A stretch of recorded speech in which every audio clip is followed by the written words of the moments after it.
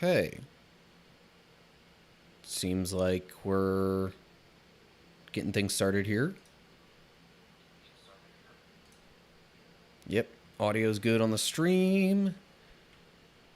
Hey, what's up, cool people?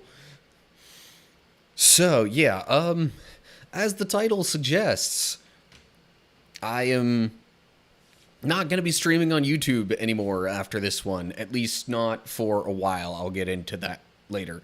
But basically, the gist is that I plan on moving my live streams over to Twitch starting next week.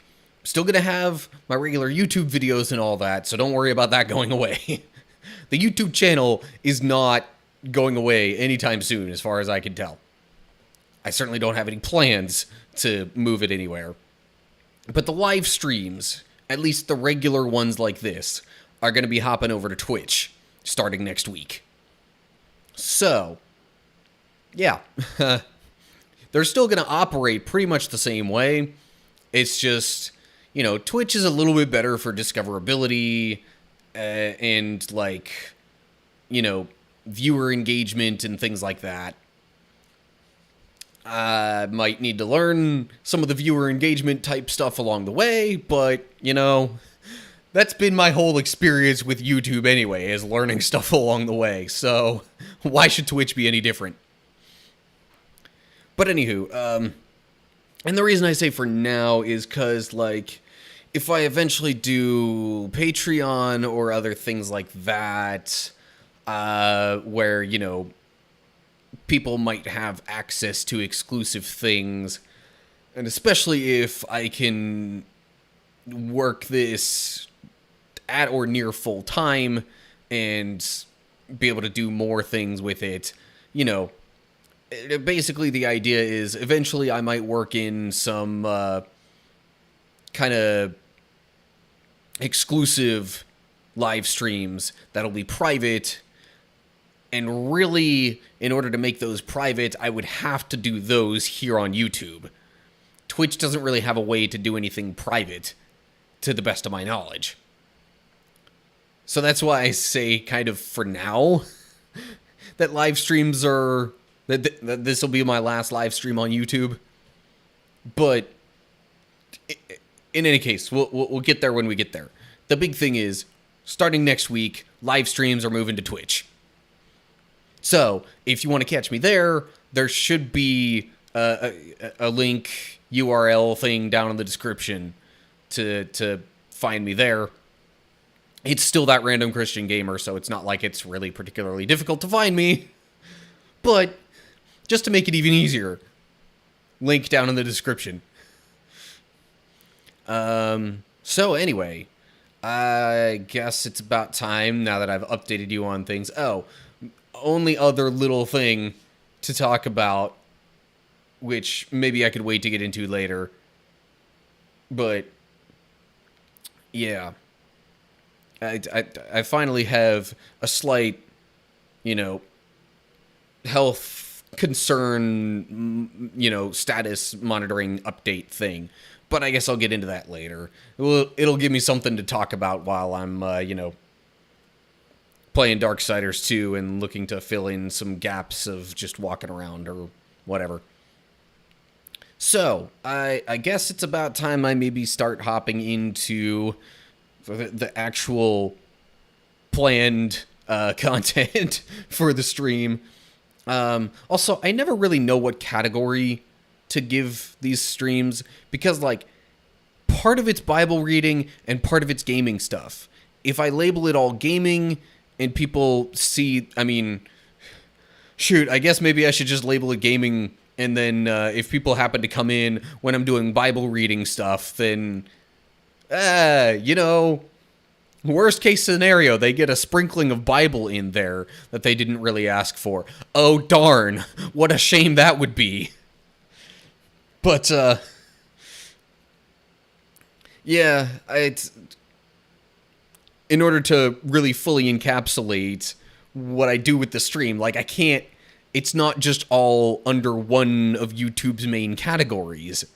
So, maybe Twitch will give me some better options on that front too. Who knows? But anyway,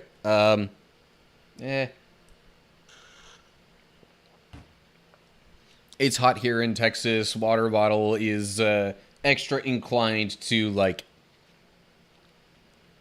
kind of overflow.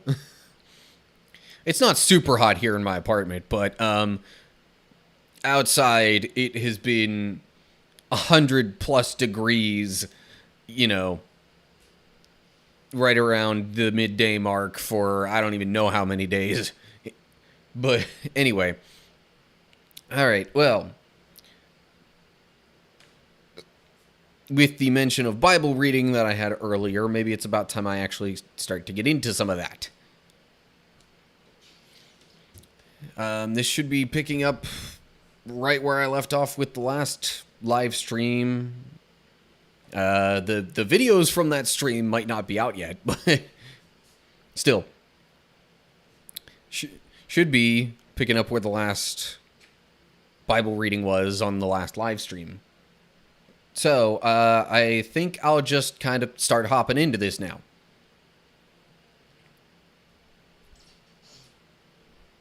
Now, why did it...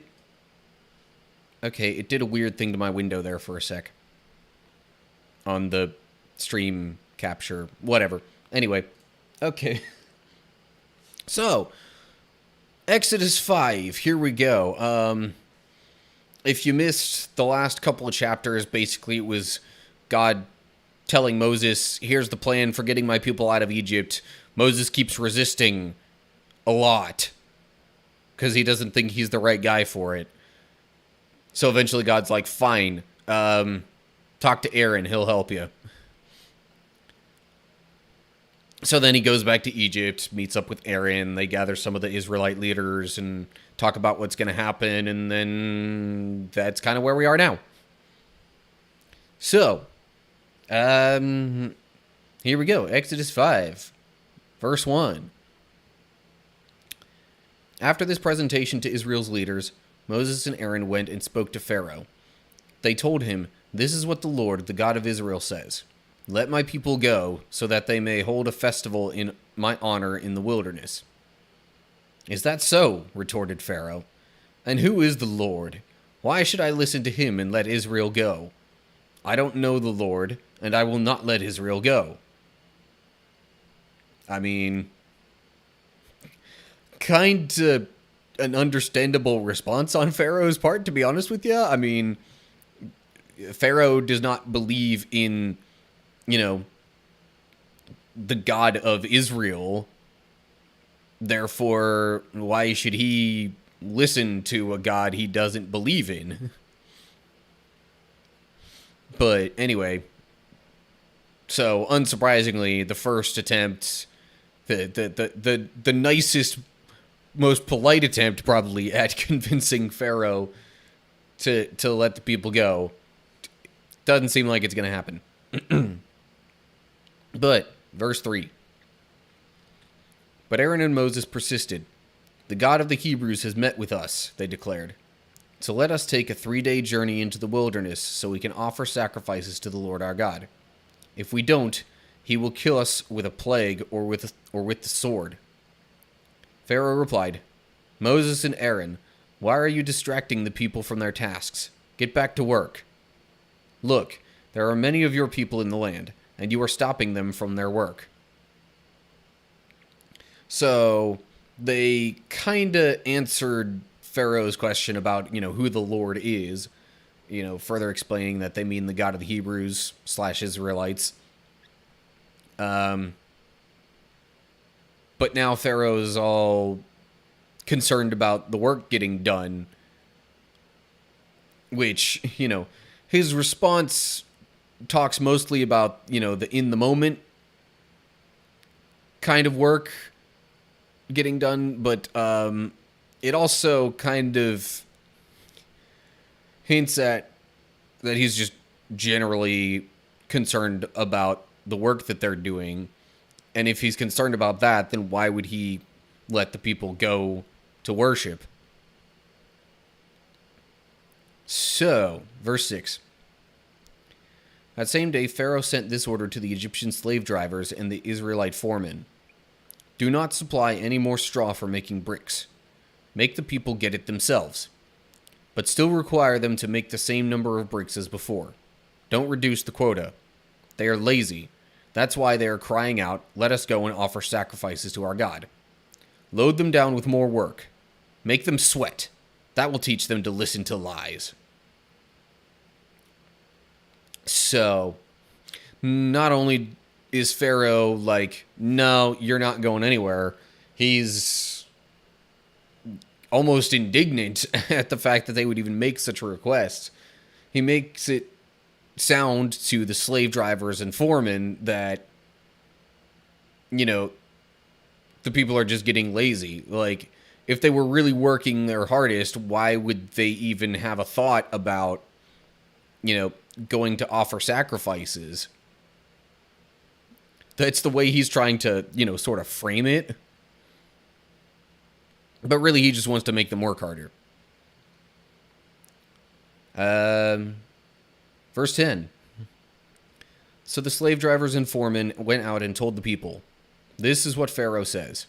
I will not provide any more straw for you. Go and get it yourselves. Find it wherever you can. But you must produce just as many bricks as before. So the people scattered throughout the land of Egypt in search of stubble to use as straw. Meanwhile, the Egyptian slave drivers continued to push hard. Meet your daily quota of bricks, just as you did when we provided you with straw, they demanded. Then they whipped the Israelite foremen they had put in charge of the work crews. Why haven't you met your quotas either yesterday or today, they demanded. I mean, it's pretty obvious why they haven't met their quotas, but, you know, they're kind of just following Pharaoh's orders, essentially.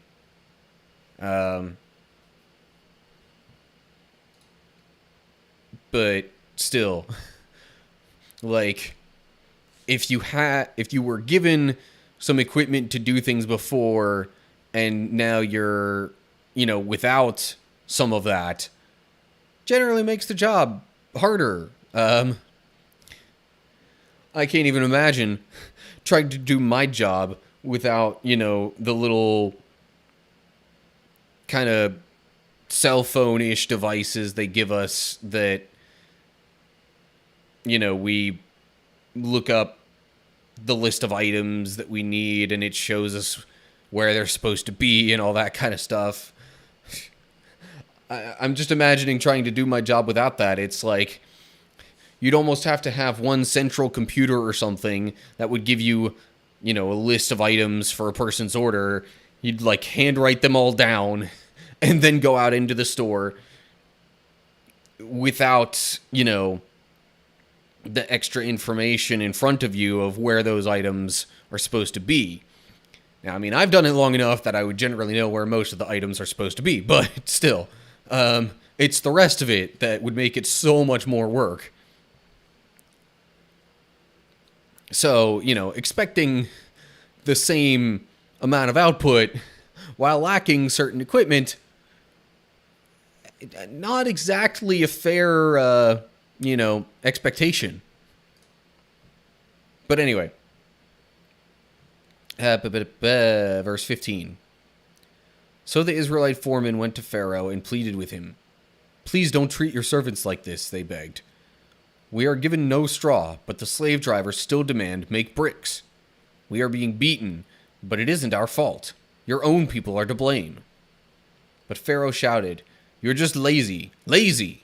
That's why you're saying, let us go and offer sacrifices to the Lord. Now get back to work. No straw will be given to you, but you must still produce the full quota of bricks.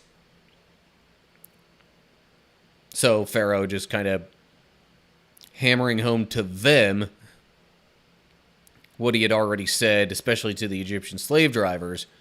It says he said that to the foreman already. So this is more of, I think, the foreman, you know, this is not that they were lacking information. This is them being desperate and saying, like, you know, the slave drivers are working us too hard. We can't do all this work without the straw. And I mean, sometimes there might be something that is the rule or the expectation, and it might not necessarily be completely followed to the letter. Honestly, there are probably a lot of, places of work where at least little things here and there kind of aren't quite by the letter. But anyway, Pharaoh just responds with, "No, you're lazy. Get back to work. I don't want to hear any notion of, going to sacrifice to your God." So anyway, verse 19. The Israelite foremen could see that they were in serious trouble when they were told, "You must not reduce the number of bricks you make each day." As they left Pharaoh's court, they confronted Moses and Aaron, who were waiting outside for them. The foreman said to them, "May the Lord judge and punish you for making us stink before Pharaoh and his officials.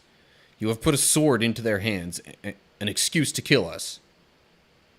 Then Moses went back to the Lord and protested, "Why have you brought all this trouble on your own people, Lord? Why did you send me? Ever since I came to Pharaoh as your spokesman, he has been even more brutal to your people, and you have done nothing to rescue them." So the foremen kind of take it out on Moses and Aaron, since Pharaoh mentioned that whole going to offer sacrifices thing, which he would have only heard about from Moses and Aaron, or they knew that he had heard about it from them. So when Moses and Aaron hear that essentially,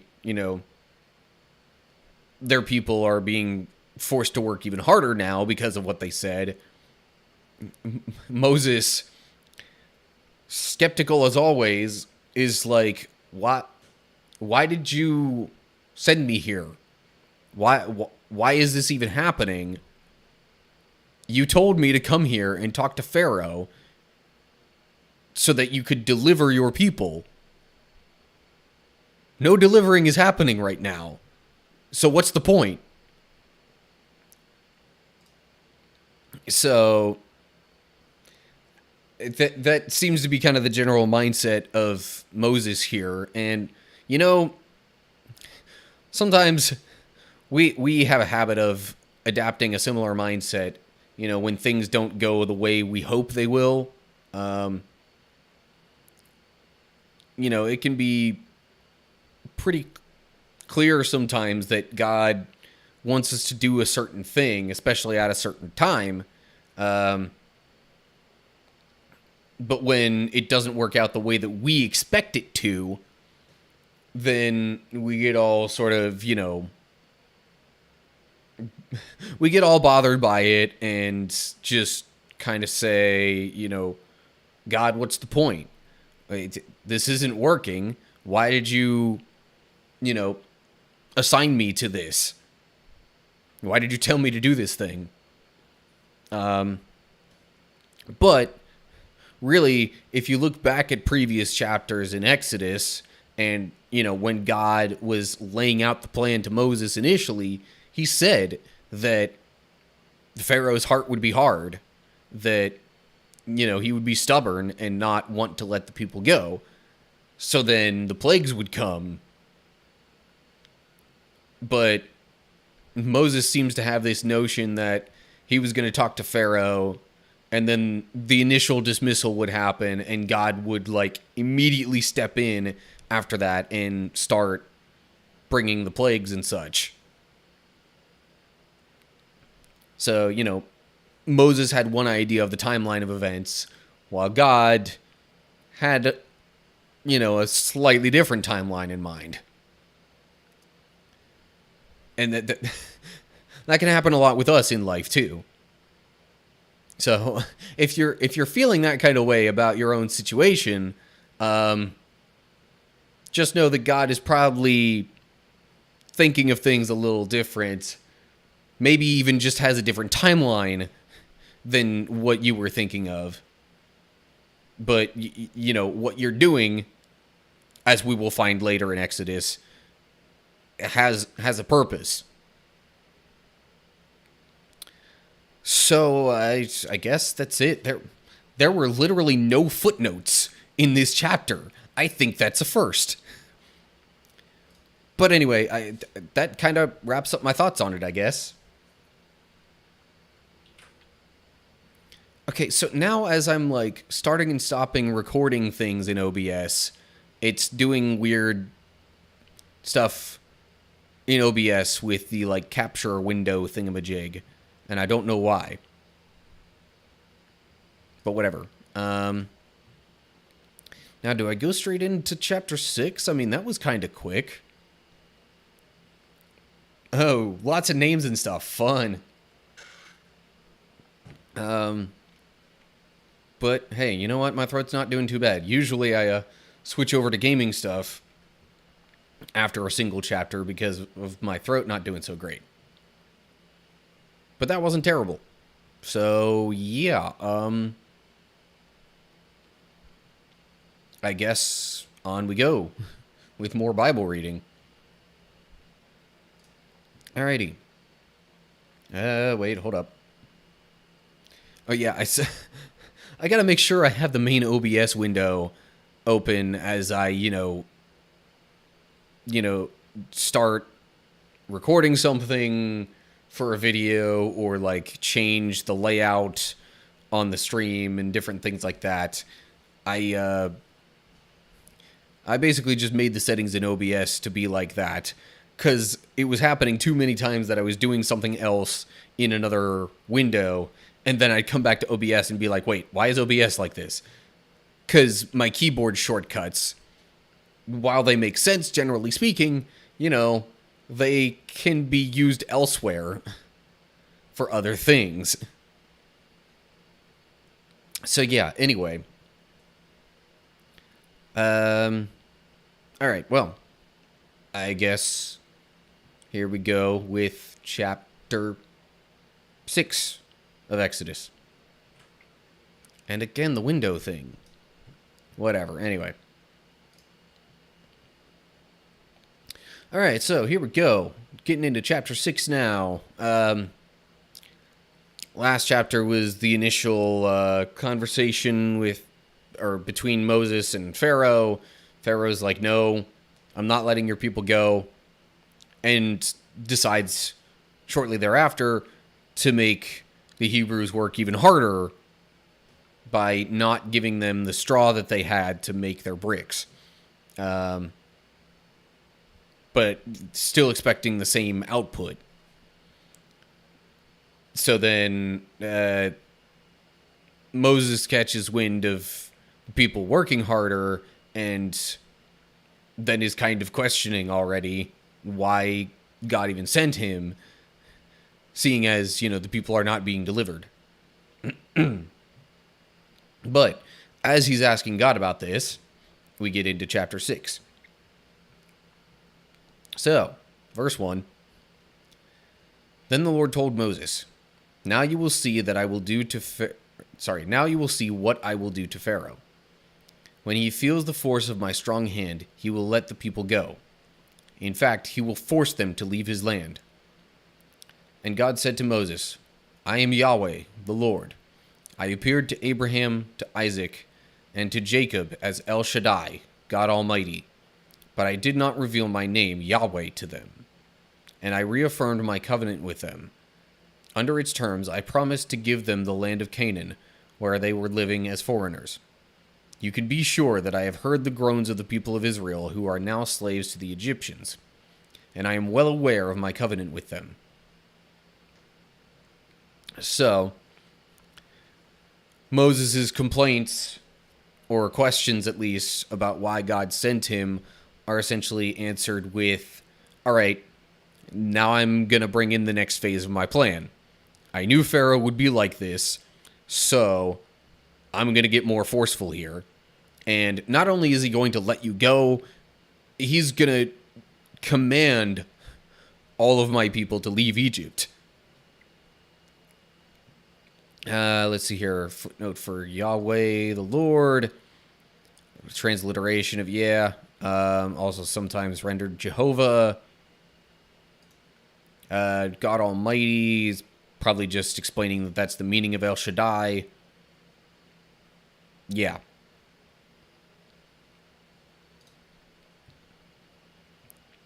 So God also further reassures Moses by saying, okay, I made this covenant with your forefathers, with your ancestors, that I would, give their descendants, meaning,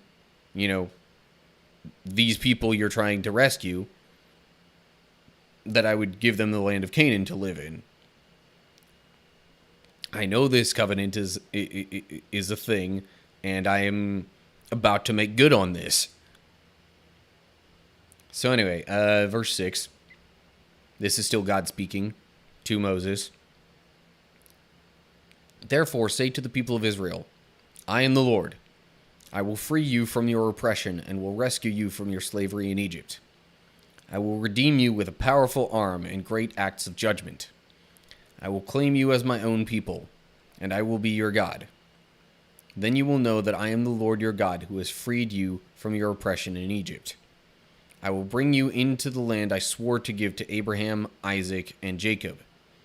I will give it to you as your very own possession. I am the Lord. So, that last I am the Lord, like, it actually comes into play a lot. Like, you'll see it a lot throughout the Bible whenever God speaks things and is trying to, like, kind of definitively say, such and such a thing will happen. It's almost, the way I see it, it almost serves as a, like, remember, I am the Lord. I am your God. I am,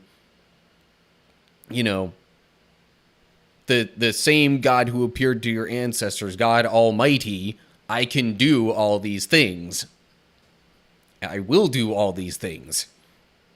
And it's almost like it's also a bit of a, like, I have spoken, so be it, sort of thing.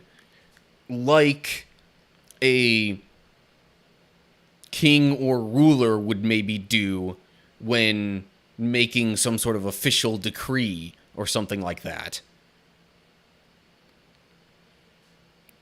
So, I'm not 100% sure of all the reasons why that appears in so many different places, but that's kind of the sentiment that I get from it whenever I see that there.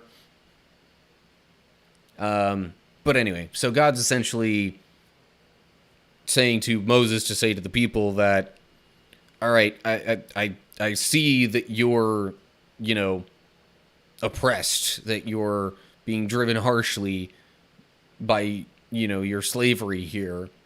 And I am going to, I will redeem you with a powerful arm and great acts of judgment.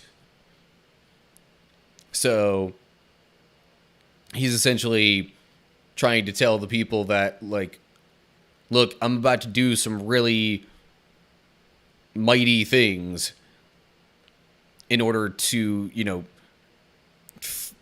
show my hand and let everyone know that I'm the one who's acting here to, free you from your oppression. So anyway, then we get to verse 9. So Moses told the people of Israel what the Lord had said, but they refused to listen anymore. They had become too discouraged by the brutality of their slavery.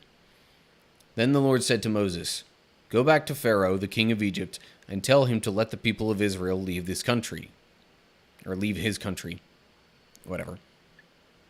But Lord, Moses objected, "My own people won't listen to me anymore. How can I expect Pharaoh to listen? I'm such a clumsy speaker." But the Lord spoke to Moses and Aaron and gave them orders for the Israelites and for Pharaoh, the king of Egypt. The Lord commanded Moses and Aaron to lead the people of Israel out of Egypt. So again, Moses, like, turns it back in on himself, you know, being so, like, not confident in his own abilities. Almost like he thinks it's his fault that things aren't working out. But, you know, God is further communicating and reassuring him and Aaron of the plan, and that they need to, you know, continue on this path that they're, you know, currently walking to lead the people out of Egypt. Let's see what this footnote says. Hebrew says, I have uncircumcised lips. Which, I mean, I guess you could think of that as him being a clumsy speaker. Could also be thought of almost like, you know, he doesn't think that his words are God's words, or that he, you know, speaks with the authority that God would have. Or, I mean, there's probably a number of ways to think of that, but, you know, for sure, he does not think that his speech and leadership are matching up to the standard of where they should be, you know, in order to help enact God's plans. But anyway, verse 14. Which, okay, random break in all of that stuff to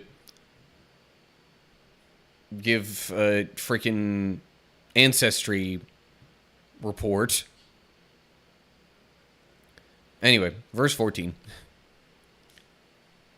These are the ancestors of some of the clans of Israel. The sons of Reuben, Israel's oldest son, were Hanok, Palu, Hezron, and Carmi. Their descendants became the clans of Reuben. And the sons of Simeon were Jemuel, Jamin, Ohad, Jachin, Zohar, and Shaul. Shaul's mother was a Canaanite woman. Their descendants became the clans of Simeon. These are the descendants of Levi, as listed in their family records. The sons of Levi were Gershon, Kohath, and Merari. Levi lived to be 137 years old. Okay. Now, pausing for a sec in the reading, because Levi, I mean, it mentioned Aaron being a Levite, so he's from this line of Jacob, essentially. He is descended from this particular son of Jacob. But now I guess it's getting even further into Levi's descendants, or Levi's sons and their descendants. Anyway, verse 17. The descendants of Gershon included Libni and Shimei, each of whom became the ancestor of a clan. The descendants of Kohath included Amram, Izhar, Hebron, and Uzziel. Kohath lived to be 133 years old. The descendants of Merari included Mali and Mushi.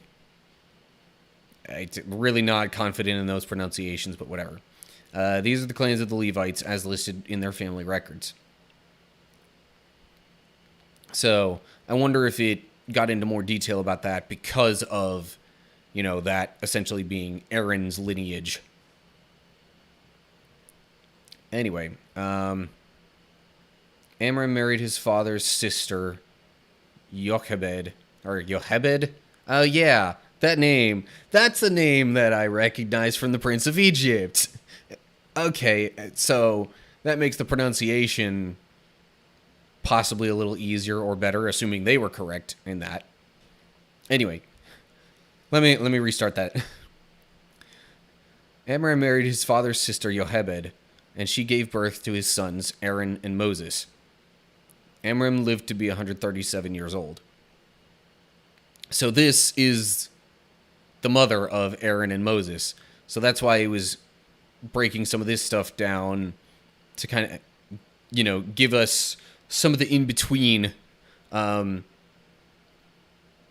we were, back in Genesis, the tail end of it, all the stuff that was happening with Jacob's family and Joseph and all them, kind of saying, all right, here's at least some of the descendants in between, and, kind of getting to where we are now. But it doesn't want to give an incomplete lineage, so it goes on to talk about more than just Aaron and Moses' ancestry. So anyway, then we get to verse 21. Sons of Izhar were Korah, Nepheg, and Zikri. Sons of Uzziel were Mishael, Elzaphan, and Sithri.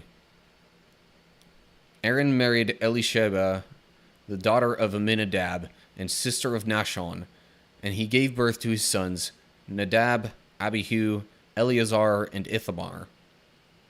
The sons of Korah were Asir, Elkanah, and Abiasaph. Their descendants became the clans of Korah. Eleazar, son of Aaron, married one of the daughters of Putiel, and she gave birth to his son Phinehas. These are the ancestors of the Levite families listed according to their clans. Okay, so there we go. Full Levite lineage ancestry thing there. So I guess, when it talks about Aaron being kind of somewhat of a trusted figure, this is kind of giving his background and maybe a little bit credentials, so to speak, for why he would have that standing among the Hebrews/Israelites. Anyway, verse 26. The Aaron and Moses named in this list are the same ones to whom the Lord said, "Lead the people out of the land of Egypt like an army." It was Moses and Aaron who spoke to Pharaoh, the king of Egypt, about leading the people Israel out of Egypt.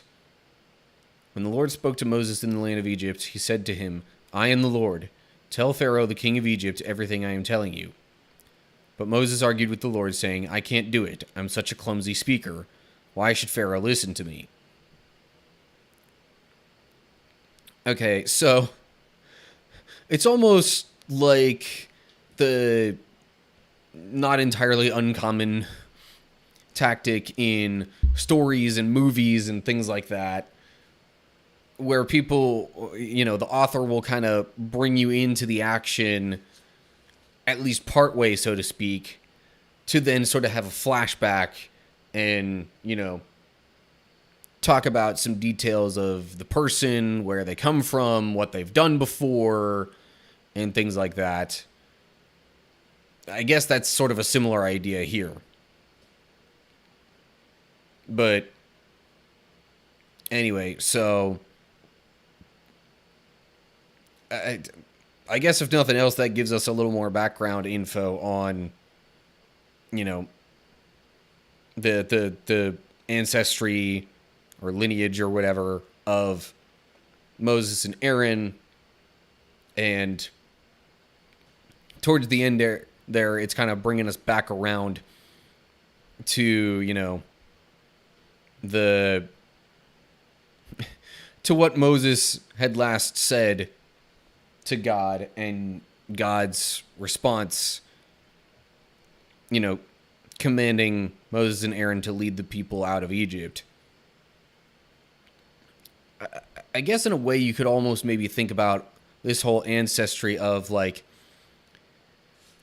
okay, it might not have seemed for all those years like God had a particular plan to bring his people out of Egypt, but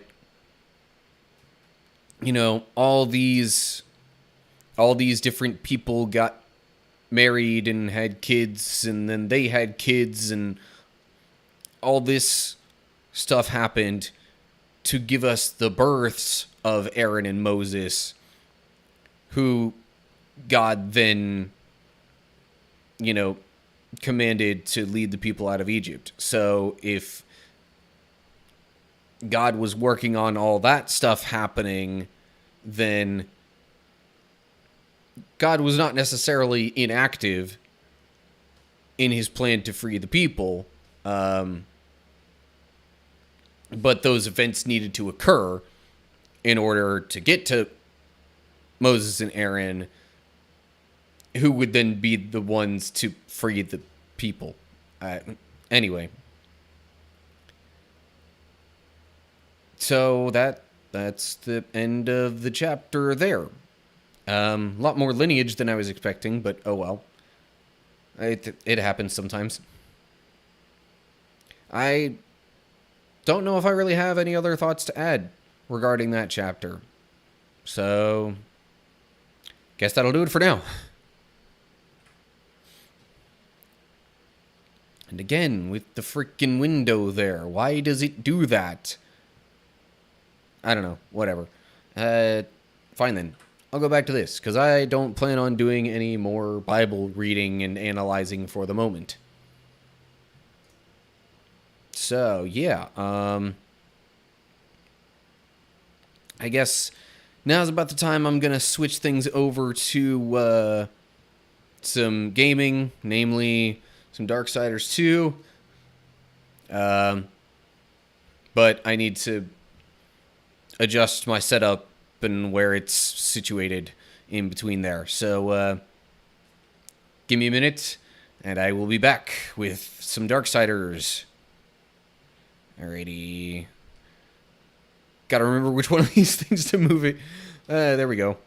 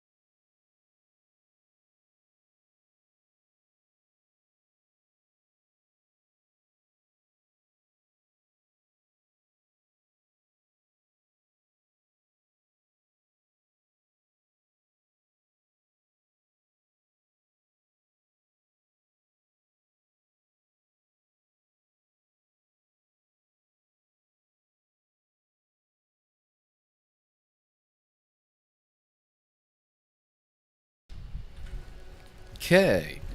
And we're back. Yeah, let me unmute my TV so I can actually hear what's going on in the game. I honestly can't remember why I was in Tristone. It might have just been talking to Thane to turn in the side quest after killing the deposed king. That's probably what I was doing. Oh yeah, I have these equipped now. Wrath on crit. Eventually, one of these sets of possessed sides is gonna have to go. I'm gonna have to, like, make a decision on some... I don't really like the whole health on execute thing. That's... Health per kill might be nice. Wrath per kill and health on crit might be nice. In fact, might be even better than... So, if I'm getting rid of any of them, it seems like it's probably going to be the far left ones here, and then the middle ones here. No desire to get rid of possessed secondary weapons, though.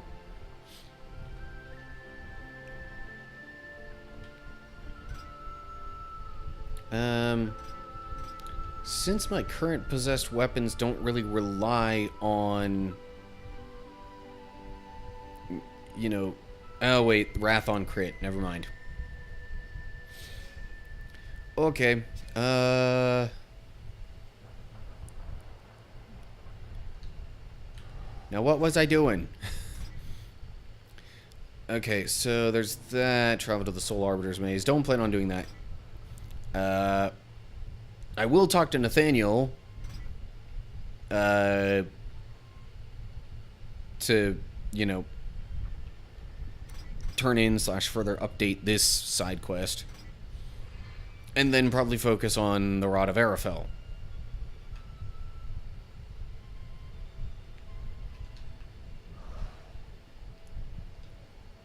So let me go back to the tree, and then travel to Lost Light, and that's probably where I will pick up recording things.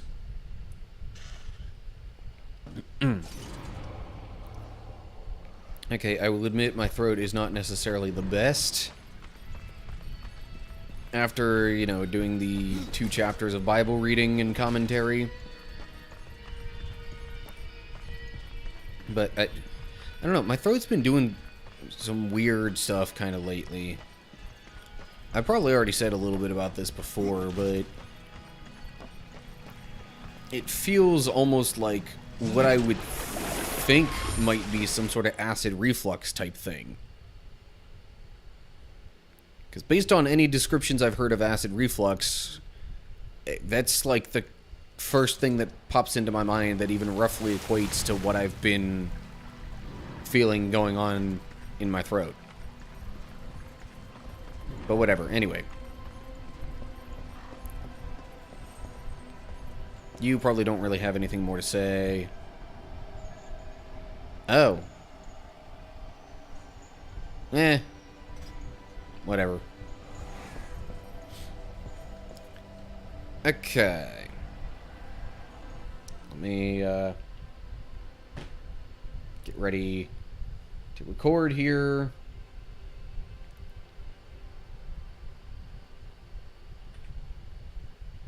Alrighty. So, welcome back to Darksiders 2. Officially. Oh, that's right. There's a lot of horse riding here. Maybe I should just fast travel. You find me back at Lost Light on my way to essentially, you know, resume the story. I am going to talk to Nathaniel first to turn in / update that quest regarding the scroll that he gave me and the person attached to it.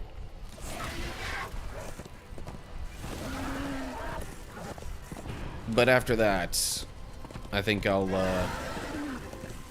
go back to the main quest.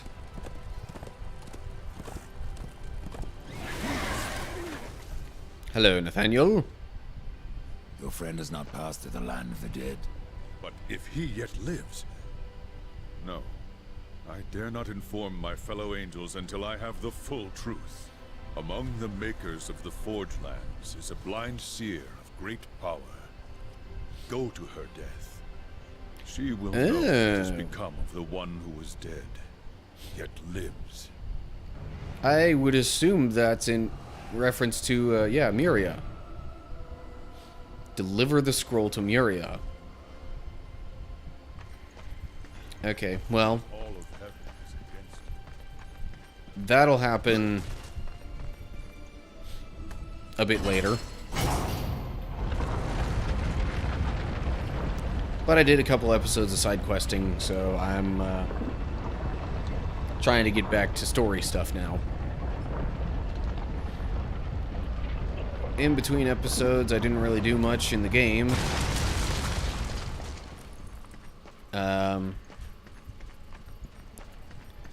IRL, a couple of things might have happened.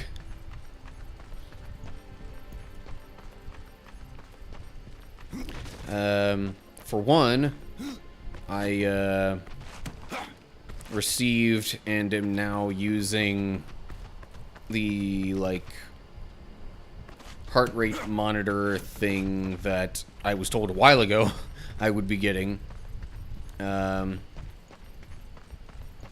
So it's not exactly purely a heart rate monitor, to my understanding.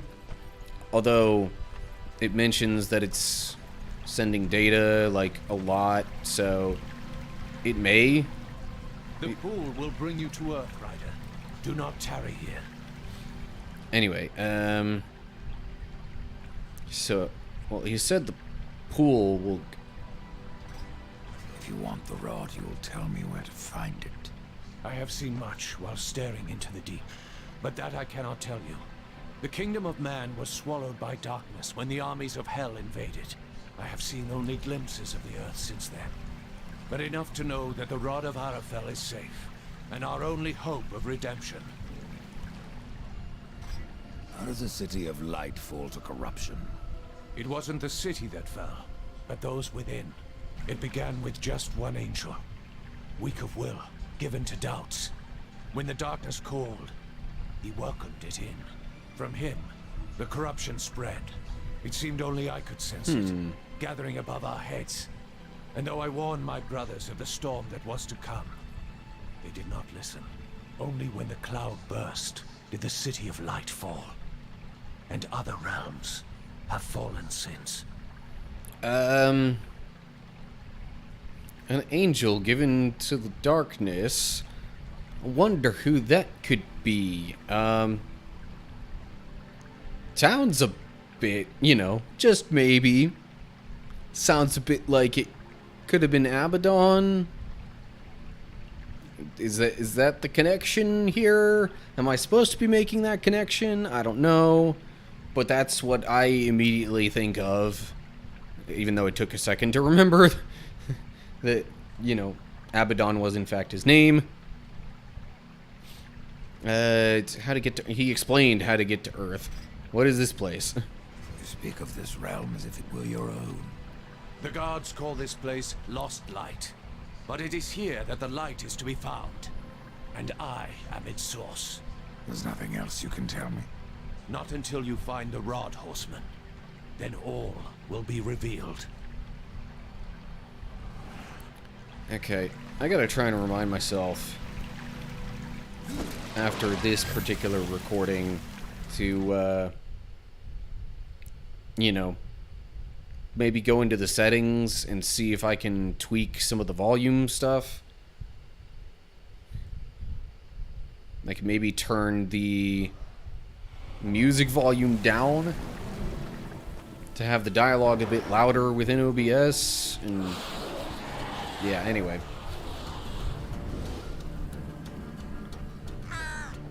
Quiet. There are more than corpses about.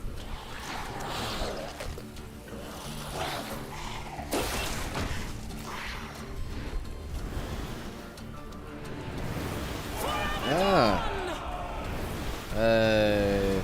Uriel. Yeah. Uriel, what are the Hellguard doing on Earth?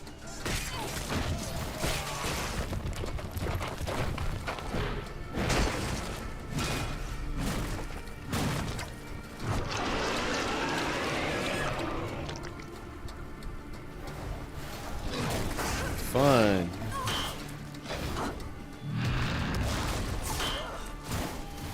That sword doesn't sound like it's doing much there. Oh, damn it.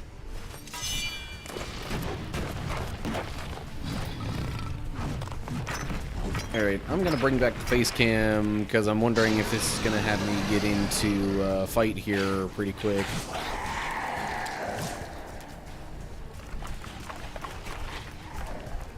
Maybe not.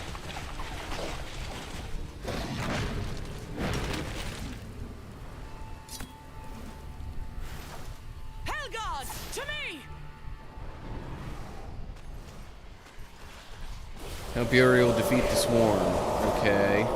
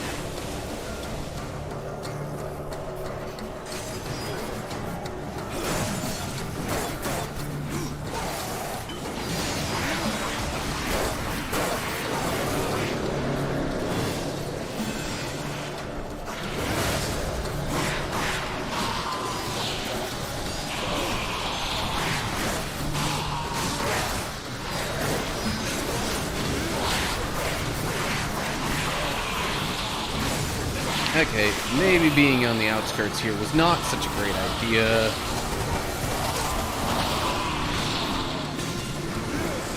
Okay, sometimes I really question where I'm getting hit from.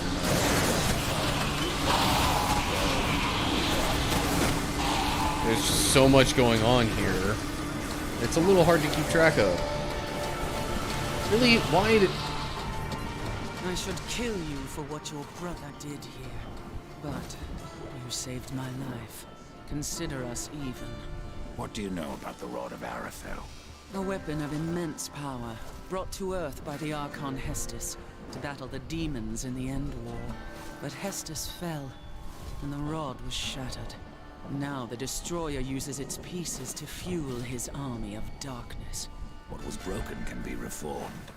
Where are the pieces of the rod? In the hands of the Destroyer, he has summoned creatures from the Abyss and drawn forth his chosen. Things of blasphemy, who even now divide this world into their own hellish domains.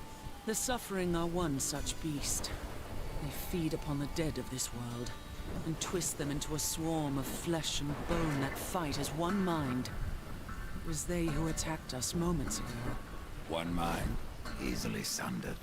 I will not risk more Helgard to recapture the Rod of Arafel. But, should you wish to undertake this fool's errand, and follow the trail of corpses left by my brethren.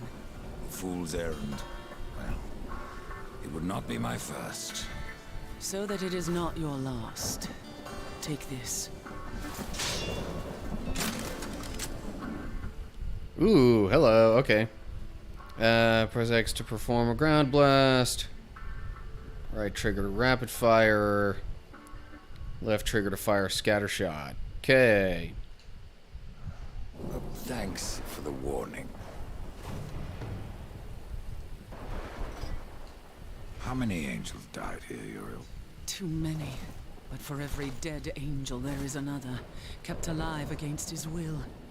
Their suffering empowers the Destroyer. Perhaps you could release them from their torment, Pale Rider. If you wish. However, all I can offer the captives is a swift end. That is blessing enough. What are these chosen? They don't look like demons. No, they have something far more ancient, drawn from the heart of the Abyss. The most powerful serve the Destroyer, and rule in his name over ash and bone. The rest kill everything around them. Okay, I don't think I really need much more information than that. I'm gonna get back to, you know, regular gameplay here. Release the trapped Helgard. Another side quest thing. Okay, so... Oh, when it says a ground blast, it really means... Okay.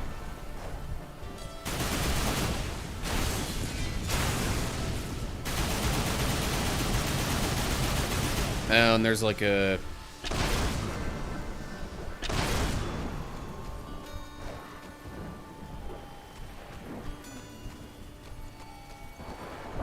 Okay. Do what? Okay, so I can put it down. Why is it making me pick up the freaking health potions and stuff? Hang on a sec. Apparently I need to go into the options again and enable the auto-collect again. Actually, while I'm here, I do wonder... Music volume! Yeah, let's turn that down a bit. To like half of the rest? Okay. Let's save those settings. Possible. Don't really need that. Alright, I'm gonna pick this up and see what I can find here. I can't jump while I have... Really? That's annoying. Treasure.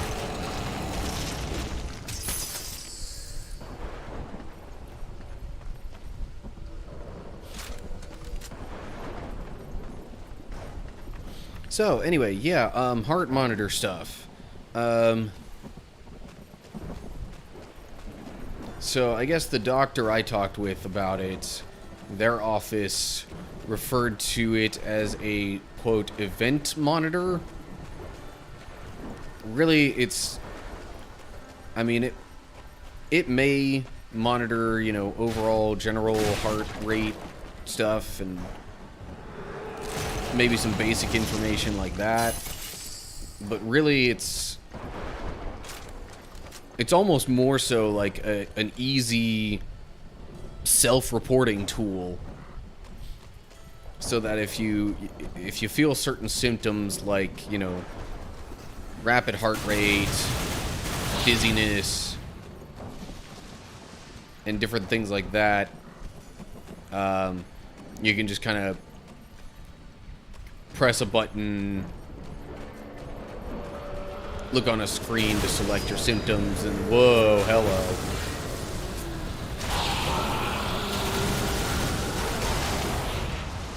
Anyway, press a button, look on a screen to select your symptoms, and then once you report the symptoms, it sends further information on that to whoever it's sending the information to.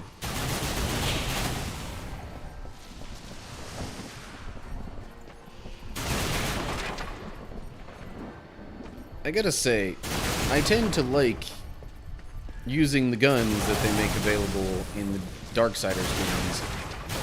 I don't really understand sometimes why the protagonists decide to not use them very much later on. Ow.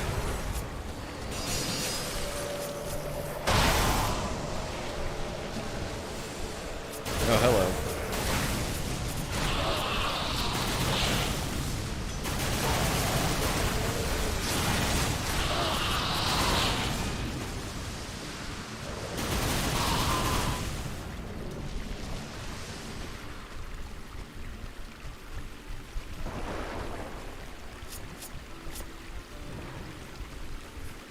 Okay. So this is... hello.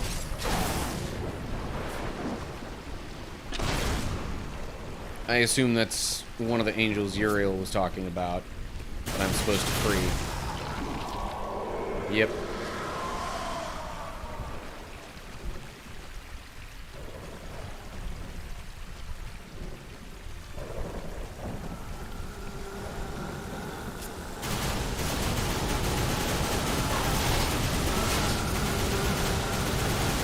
Ow. I need to heal. Hang on a sec.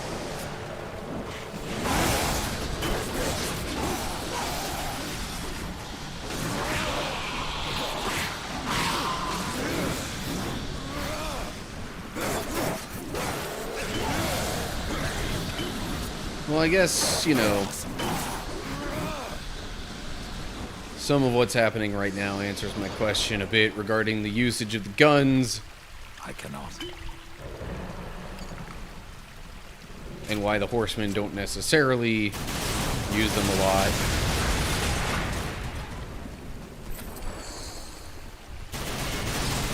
And I get more monies from other vehicles?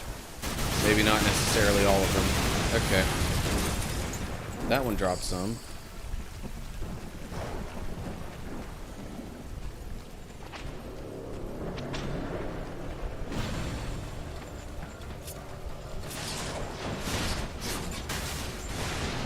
Bruh. What's... Whoa, hello.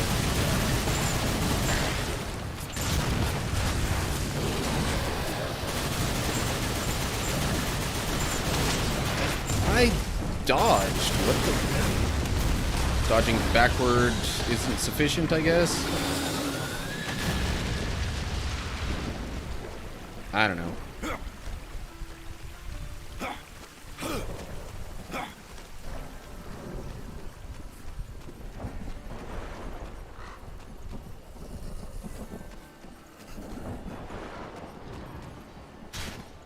I do wonder at some moments if I might be better off, you know, fighting the enemies normally.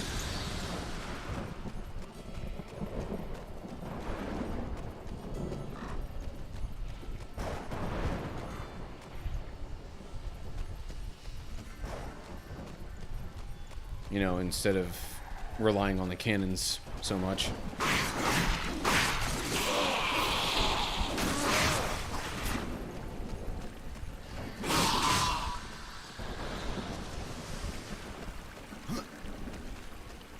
So I definitely don't want to have to keep using potions all the time.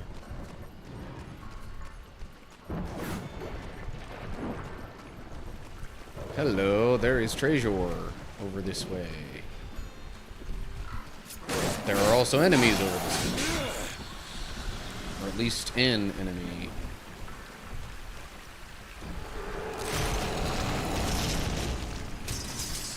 Okay. Ooh, hello. Book of the Dead page. Second page for chapter 3. Okay. Doesn't seem too much like I'm missing anything, but I don't know. It sounds like there will probably be enough things going on here, you know, on Earth, that I'll probably be able to come back around to certain things as needed.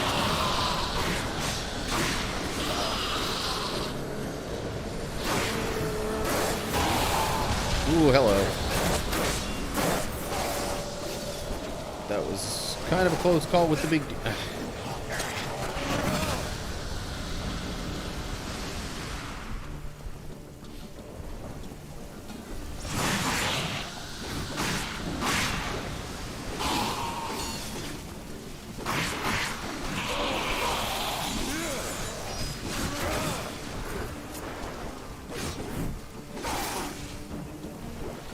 good grief.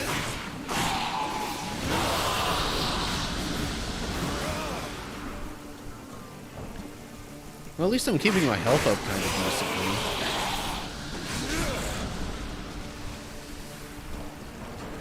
It's not exactly easy, but I'm making my way through this, even without the freaking cannon. Although without the cannon, I might not be able to, you know, release some of the Hellguard like I'm supposed to for the one side quest mission thing. Jeez. I tried to dodge, but it caught me in the middle of a combo.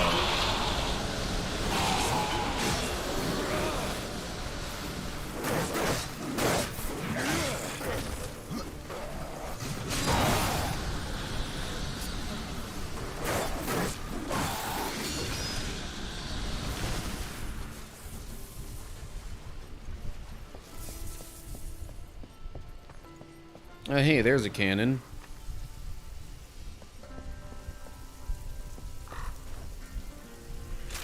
Which makes me wonder if there would possibly be one of the Hellguard nearby needing to be freed.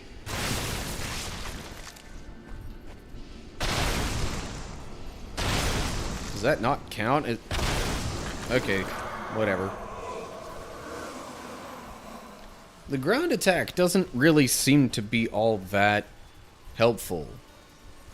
I mean, maybe in situations where, you know,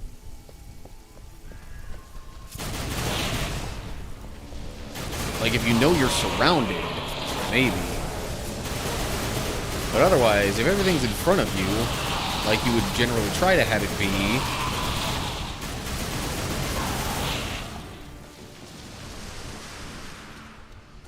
Scattershot seems far better at, you know, crowd control.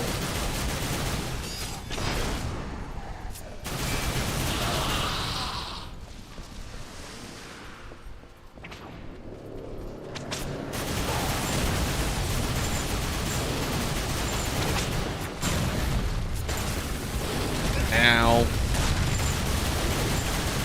Ow. Okay. Big guy's dead. I need to regain some health. Dropping the gun for a bit.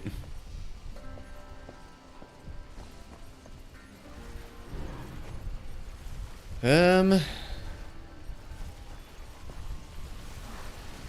this rate, I'm really not sure where would end up being a good spot to, you know, call it an episode.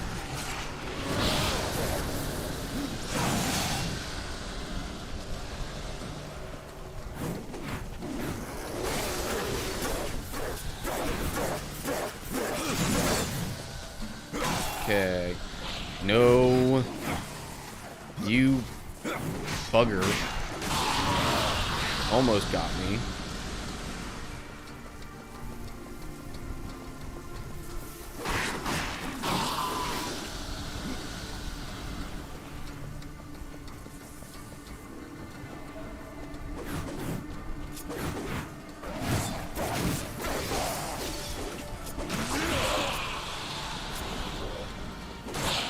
Okay, bye.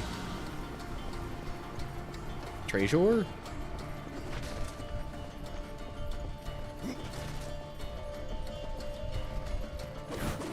Yes, but also enemy.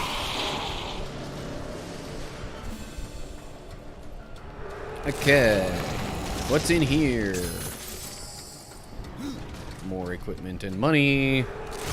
Wasn't sure if maybe one of these would have a health potion. But if I keep getting health potions from enemy drops, I don't really need health potions from the chests so much. I want to make sure I get this thing before... Oh, Relic of Renegoth.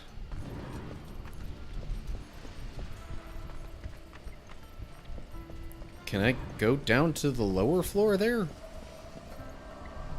Anyway, what is this? And what do I do with it?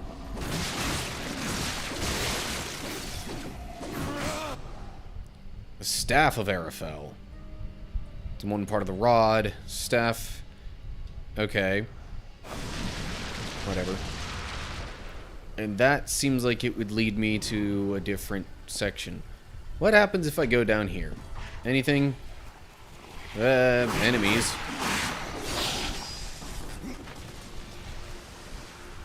Or at least one.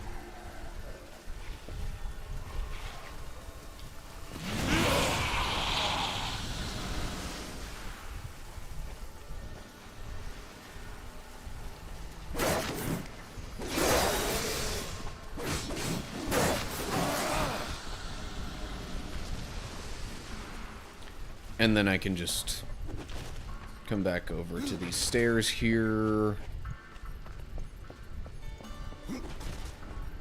Which I kind of didn't even realize were there. And then I'm back over this way. Okay, so I've gotten the Staff of Arafel.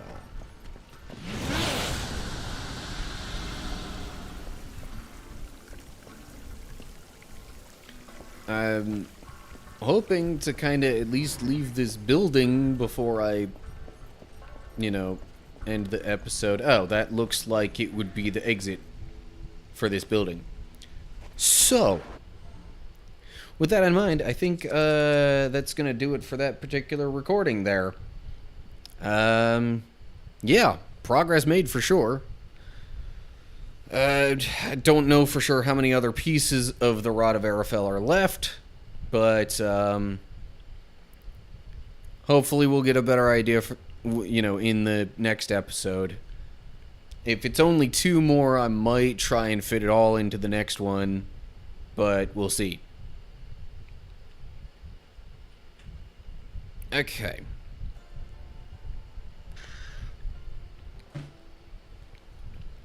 Does it for the recording there.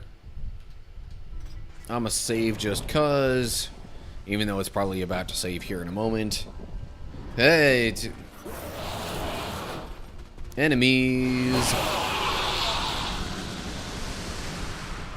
Dead enemies. Alright, real quick. Let me check some of this stuff. That's not worth keeping. Health per kill isn't bad, but damage-wise, no. There's literally nothing else even halfway decent about it. Still not quite level 20 to where I would use the scepter. I am kind of thinking about mixing it up and equipping this. Just, you know, for something different. Spellbound Glaive of Shock. Spellbound Hammer of Frost.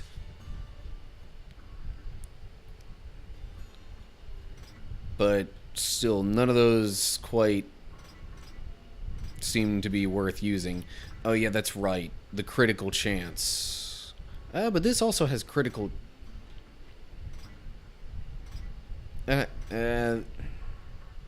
these do have slightly higher critical chance and damage. So maybe I should keep these claws equipped. No other equipment. That's just talking about the relic and the staff.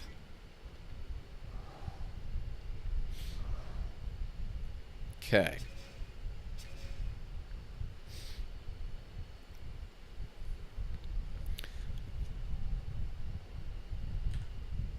Huh.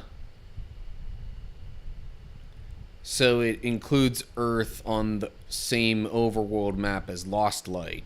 Interesting.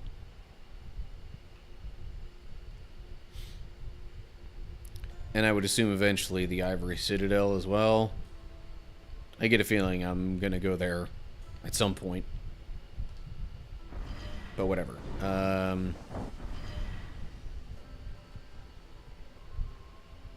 I assume I need to just keep moving forward here. But, might as well start another recording for that. Boop.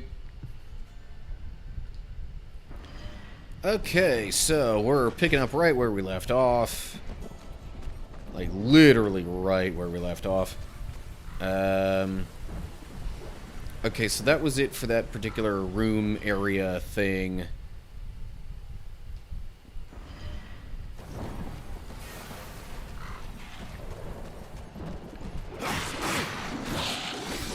Literally nothing happened in between episodes. I just looked at equipment and stuff to see if there might have been something, you know, something worth changing. And no, there was nothing worth changing.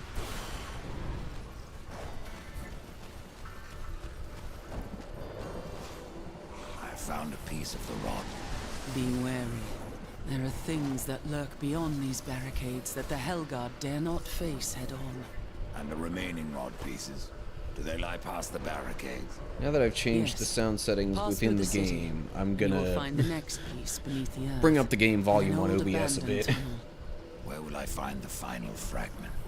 I do not know. But the rod has a will of its own. Find the second piece, and it may tell me where the last resides. Okay, so there are only 3 pieces.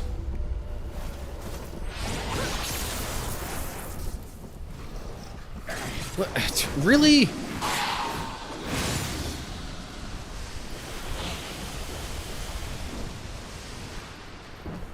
Can't even let me have a cutscene in peace. I'm gonna pick up this bugger just because. Oh, because I think I'm gonna want it, maybe. Another Book of the Dead page.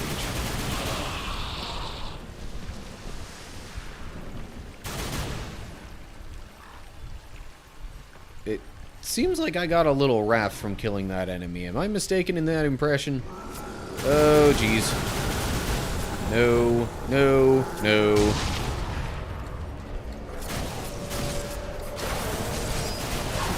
What the heck?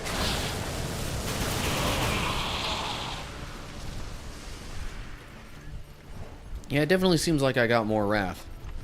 It doesn't just seem like it, it's pretty much confirmed.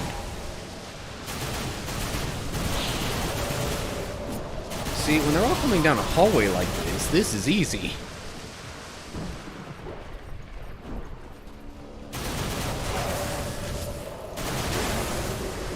if hallway was quite the best word to describe that, but whatever. What is this in front of me?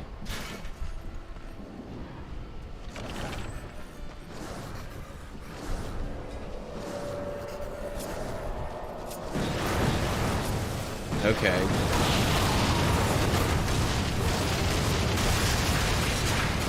So these are kind of almost more like the stick grenade things that were in that one section in the first game.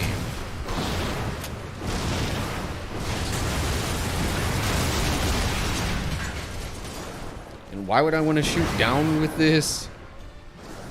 Whatever.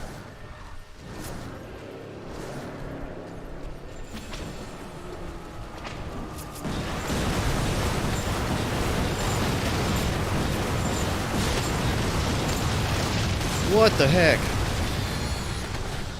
I lost a crap ton of health there. That's not good. I guess I'll use a potion for now.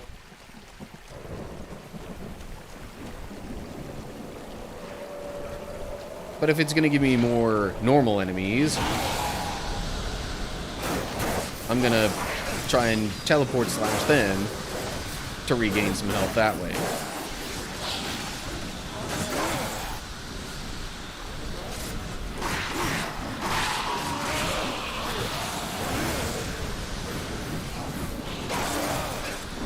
These things are kind of relentless, though.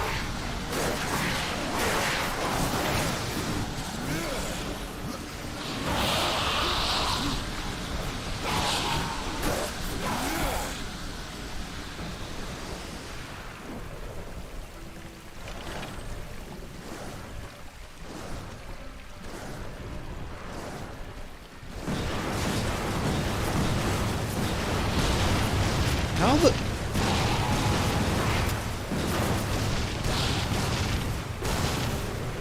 How did so many of them suddenly get so close right there? What the heck? Oh. There's a stairway there. That might explain some things. Oh my gosh. When are they going to stop?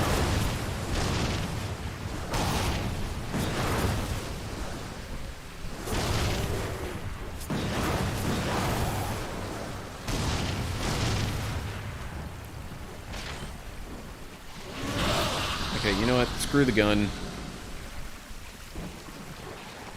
What is down here? Besides more enemies.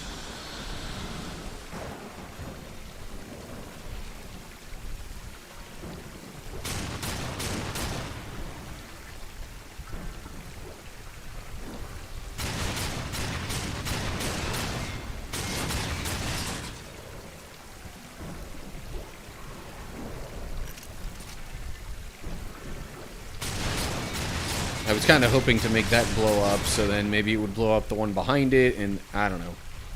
Whatever.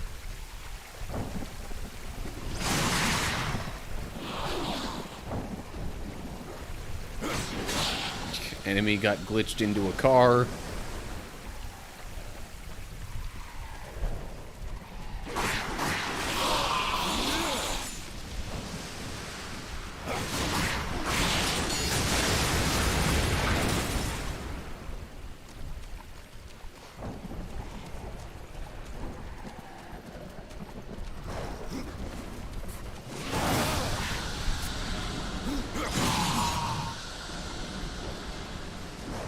Okay.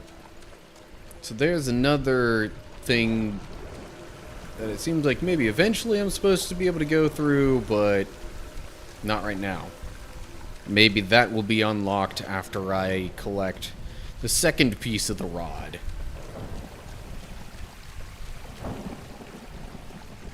That's what makes the most sense to me, anyway.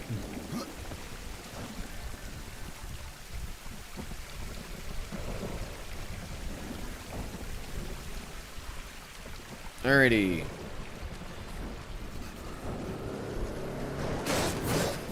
I was about to say, can I maybe get to some of this treasure now?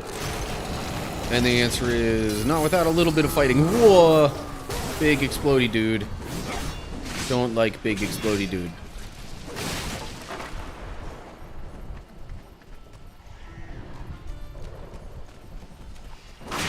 Especially, like, he seems a lot more suicidal in this game than he did in the first one. Because there were definitely enemies like that in the first game. But they didn't always just go for the, you know, run up to you and explode strategy.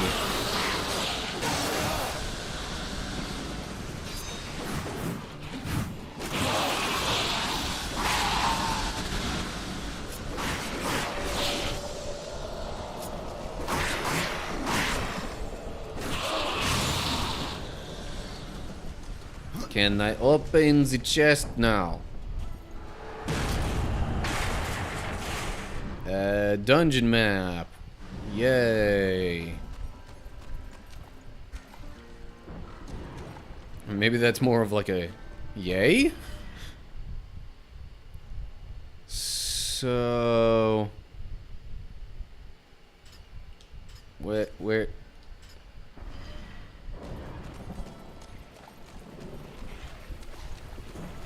Okay.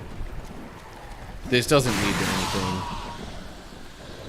Normally, longish corridor means it's leading to something. Which, I mean, okay, Relic of Renegoth, fine. But I was thinking more in terms of, you know, further map unveiling.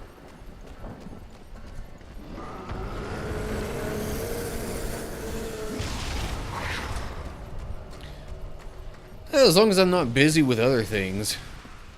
Those enemies doing that actually makes my job easier.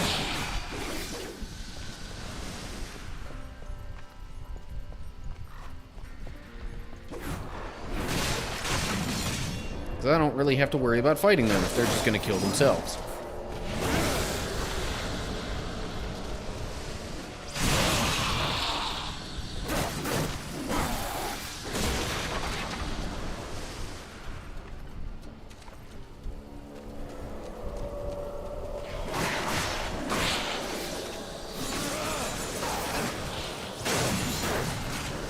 Good grief.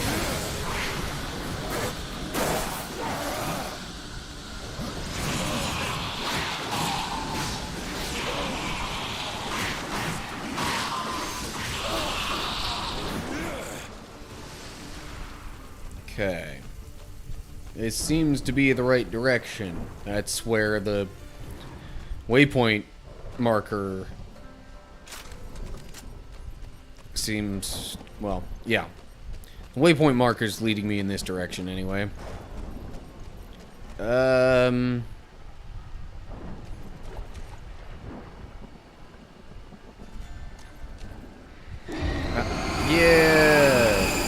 I'm like, I don't like the fact that I'm dropping into an area here. The Nos.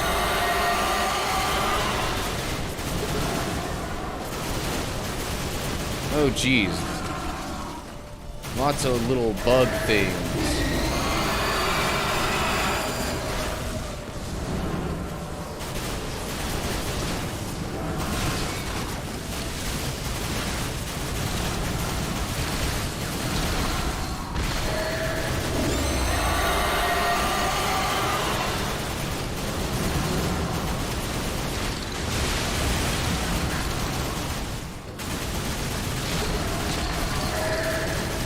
So far, the Nos's main strategy seems to be, let me just unleash a bunch of tiny little insect things on you.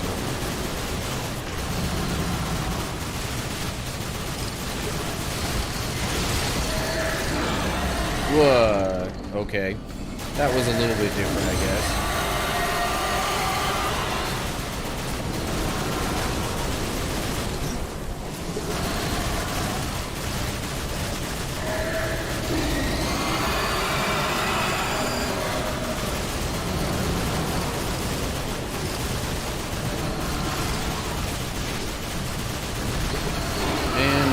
Boom, and Nos is dead. I didn't even lose all that much health. Yeah.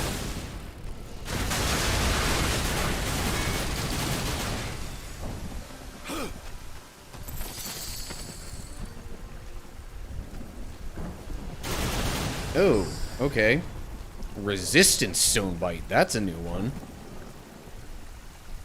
Anywho, okay. Boss battle done. Yay.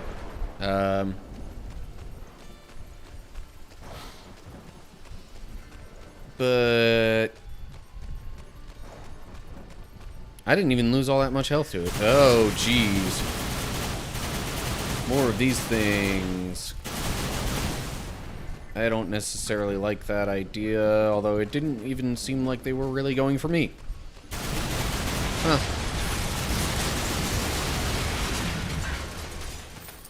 The gun was definitely probably very helpful there. Hey, I killed the flash burster before it got to me that time.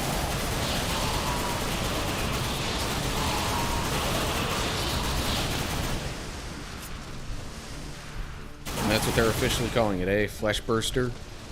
I mean, it fits.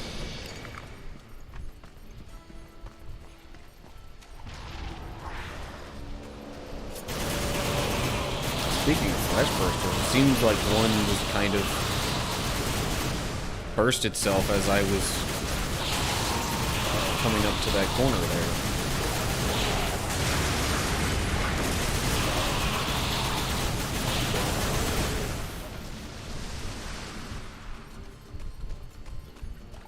I cannot. Nor do I need to.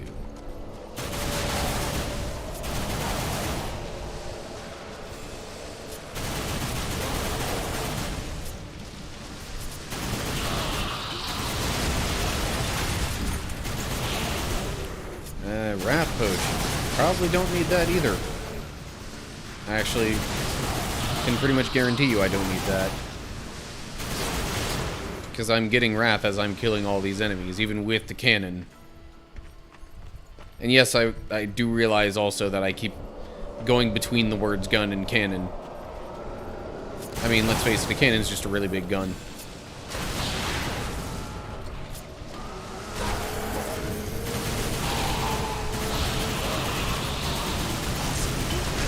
Oof.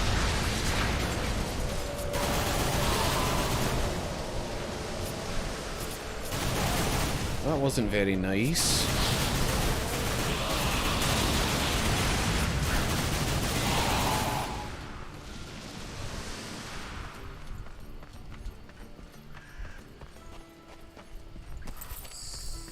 Also, if it weren't for the fact that the flesh bursters, you know, burn you after they explode and the explosion hits you. If it weren't for that, they really wouldn't be very bad at all. But I'm sure that's why the game devs designed them like that. So now where do I go? Seems like I'm supposed to be able to go up there somehow? Because they're... Tell you what, let me set that down so I can maybe look around a bit. Because it seems like I'm supposed to be able to go past this and then up to something. Ooh, hello. Stone bite.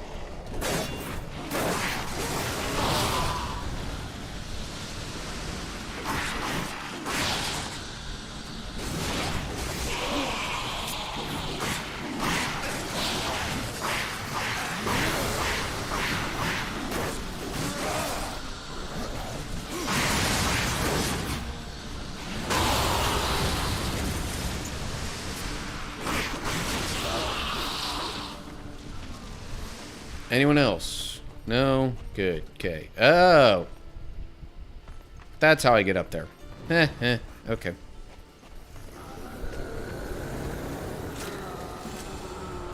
Good. Yeah. And again I say, well, that wasn't very nice.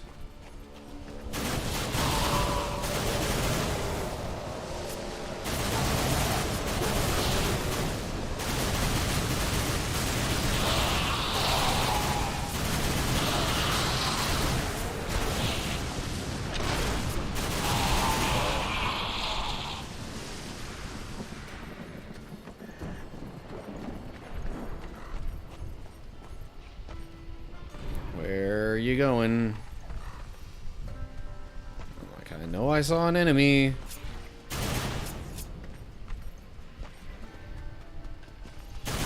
Okay. Well, maybe I need to put this down for a sec. Ah, crap. Oh, how did I not get hit by that? I mean, yay, but daggum.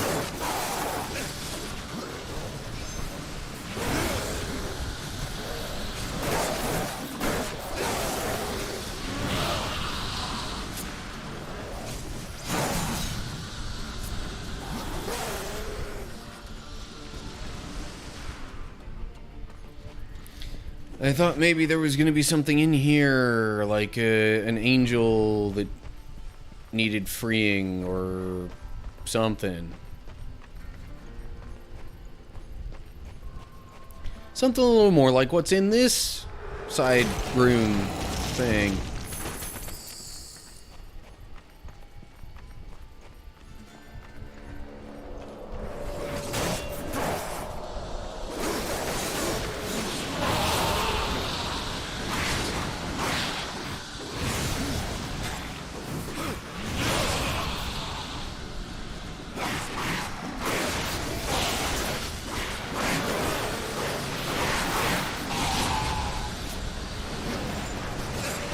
How do they leap so freaking far? Oh, geez. Also, really big dude. Not liking that. I'm gonna use a health potion.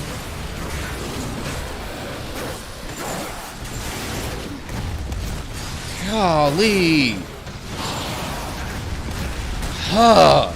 And why is it choosing now to also hit me with so freaking many of the small dudes?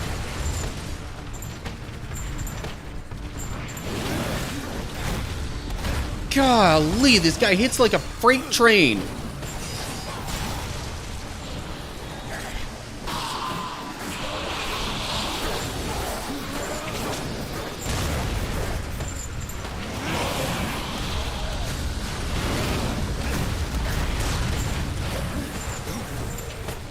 And he still has crap tons of health. Okay, where's the gun? You get out of here.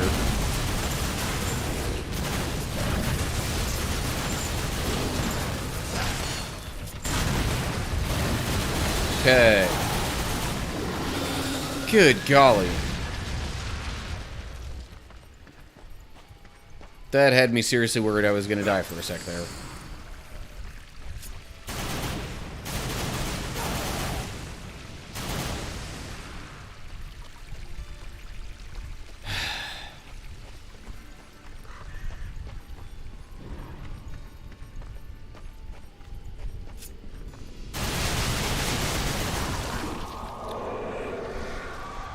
Also, it really kind of bothers me that I can't use teleport slash or anything like that while I'm,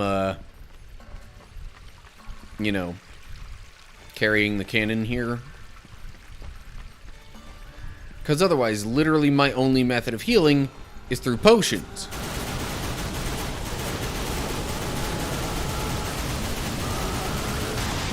I was not that close to him. What the crap?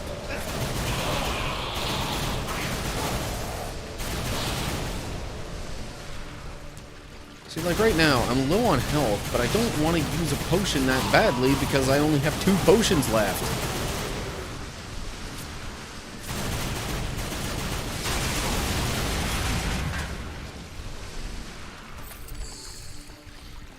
I suppose that's a way of, you know,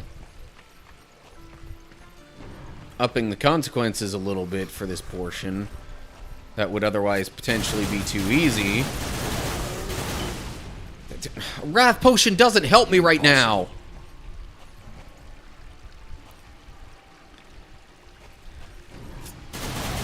Wrath potions are completely unnecessary. Health potions, yes, please. Give me health potions.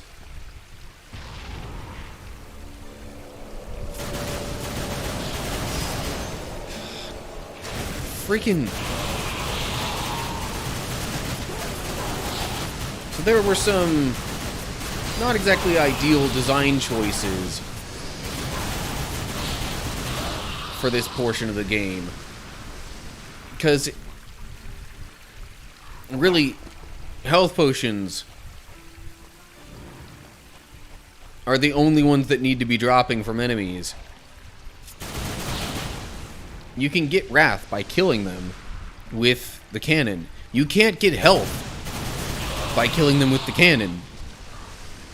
Or can you? Hang on a sec. Health per kill. I think that's the only one I have that does health per kill. Let me equip that and see if that makes any kind of difference.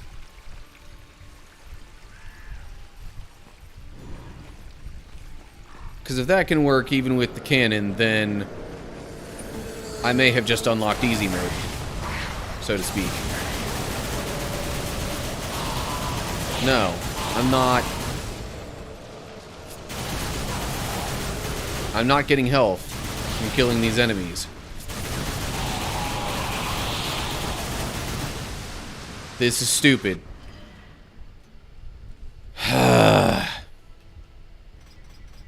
And also really annoying. Why would they make it like that?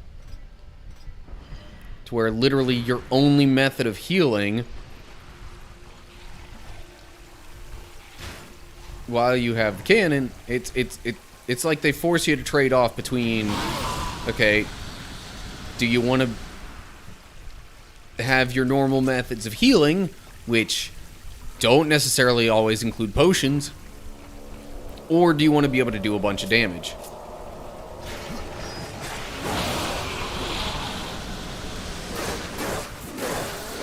And like, when the bigger enemies come around, you're almost forced into having to use the cannon,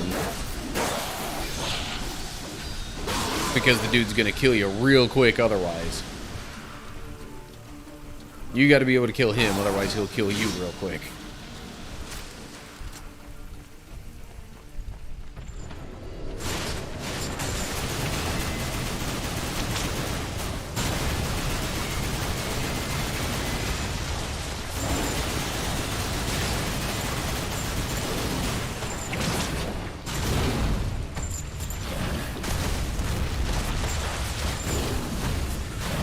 Okay. He's dead. See, killing him is way, way easier if you have the cannon. But gaining health is kind of stupidly hard while using the cannon.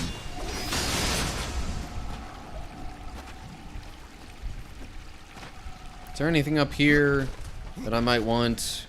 No. Then why even make that ramp? Ah, whatever. Okay, I am definitely not getting both of the other pieces of the rod. Not right now, anyway. And the Eye of Arafel. Once part of the rod, the Eye of Arafel emits an eerie power, providing a vision of what's to come. Alright. A few more corridors here, and then I gather it will cycle back around to where I started.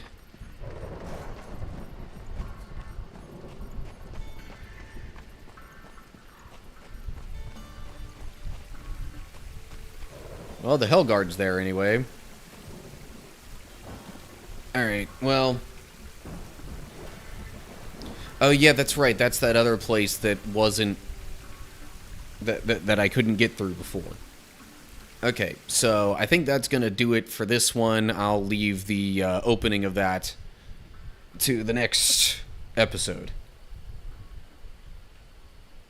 Alright, and I need to adjust how I'm sitting here and stuff like that.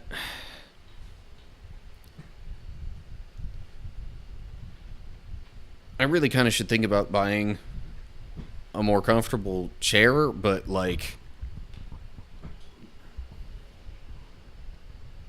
there are plenty of others I've used that are even less comfortable than this.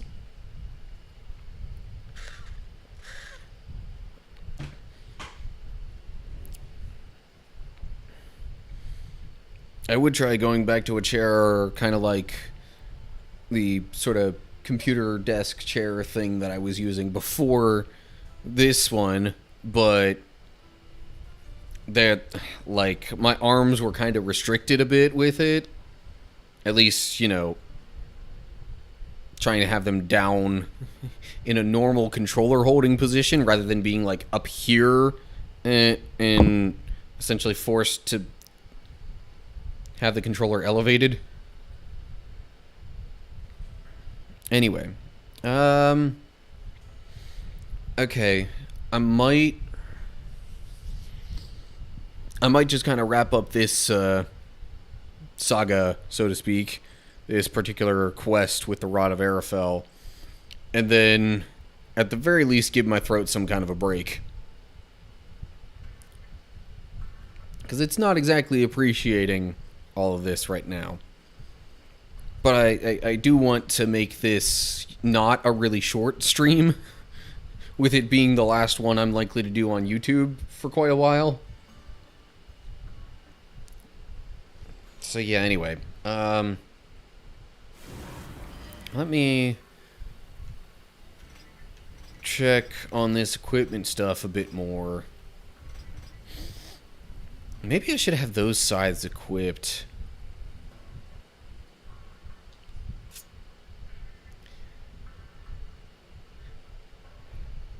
Maybe I should have those sides equipped just because then, you know, when I drop the cannon and go to attack the normal enemies, my health will recover even quicker.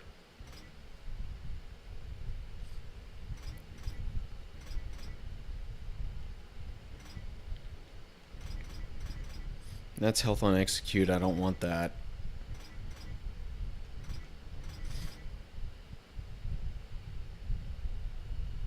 I mean, the Wrath stuff isn't too bad, though. In fact, if I knew how much I was healing, whatever. I'll have those equipped for now. Picked up that. Not really worth much. To me, anyway. No. Eye of Arafel. Stone of Resistance. Okay.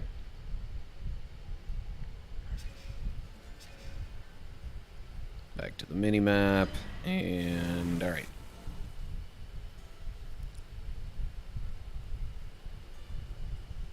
Resume recording. Alright. Here we are once again, leaving off pretty much, or starting this pretty much where we left off the other one. Oh, there's a... Okay. Didn't see that before. So I assume now that I have the second piece of the Rod of Arafel, the third one is through here. You have found the second piece. I can feel its power within you. The rod wills itself whole. You may be deaf to its cries, but I am not. The final piece lies beyond this barrier, in an area heavily fortified by the shadow. Destroyer will not be pleased when I restore the Rod of Arafel. The warriors may pay the price. The White City is lost to us. This broken world will soon be our grave. And yet we must fight on against the darkness, to uphold the light. If your actions hasten our end, so be it. May you live to see the Destroyer take his last breath. Uriel of the Helguard. Good luck, Ryder. The Forgot to final piece is within your grasp. switch over to my cutscene preset there for a sec. Alrighty, find the final piece of the rod.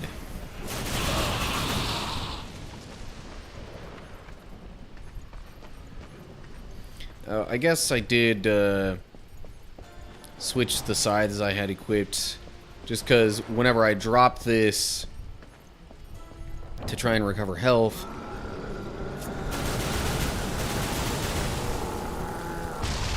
Since I'm typically doing that just with the smaller enemies, and these scythes have health per kill, I figure I may recover a bit quicker under those circumstances.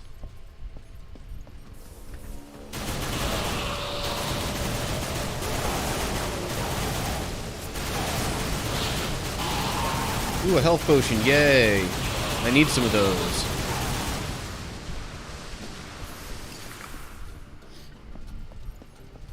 I have 2 now. Jeez. Screw you.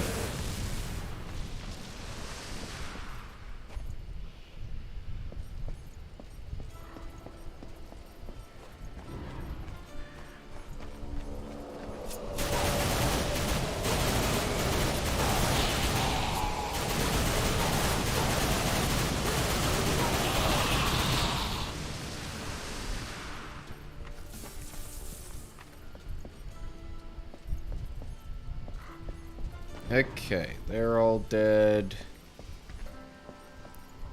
Is there anything over here? No. Doesn't seem like it anyway.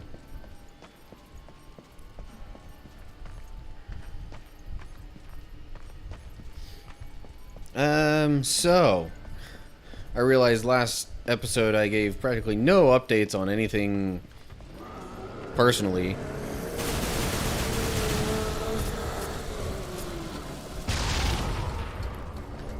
Jeez. Ooh, hey, level up, yay! I certainly don't mind having some of that health back. Also got a skill point, which means I'm now at level 20. And I can use that skill point on a particular thing that I've been waiting for.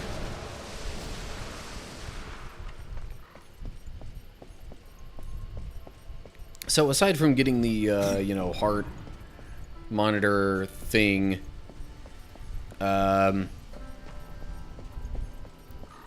there's... The main other thing to report really revolves around... Oh, great.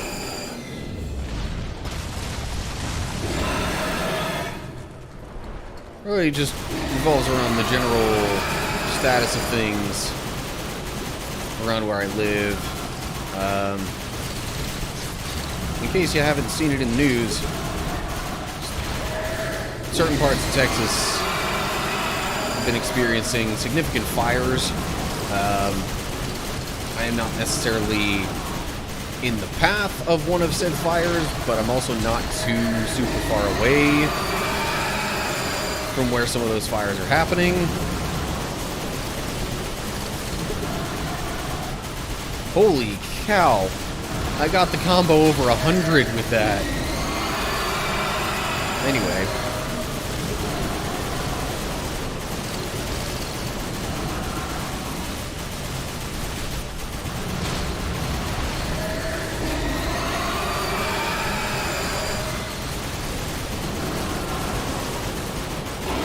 There we go. Just keep mixing up the movement.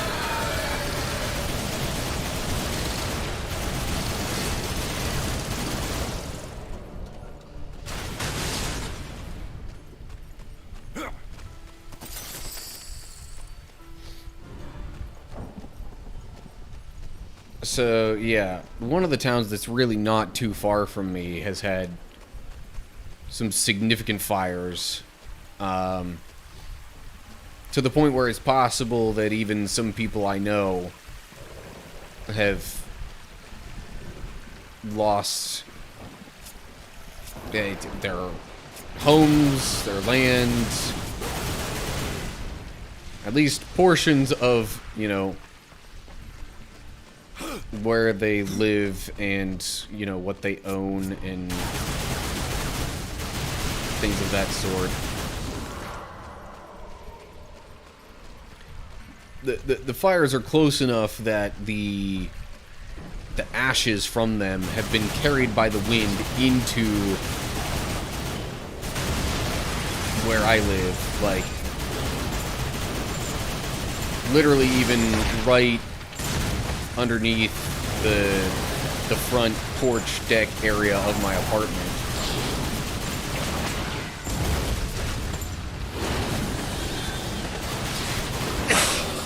Ah, man.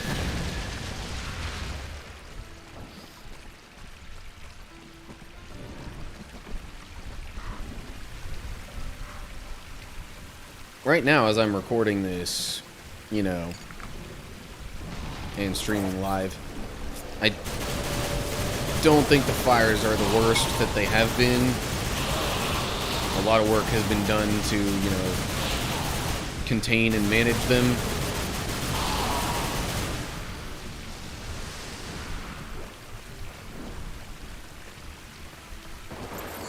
But,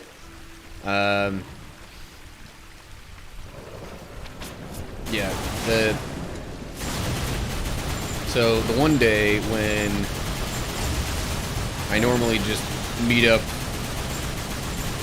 with somebody for a Bible study kind of thing, we decided to go kind of help out a little bit.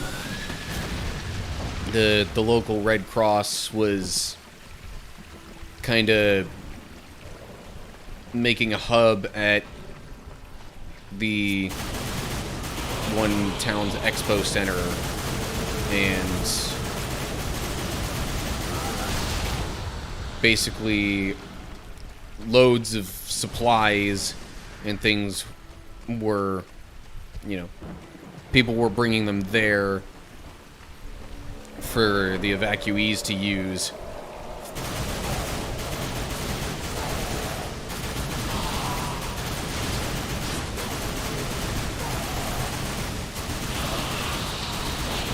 Because, you know, ultimately, you can replace your home and your belongings, but you can't replace you. So, you know, evacuation orders were given, at least to certain areas, and that was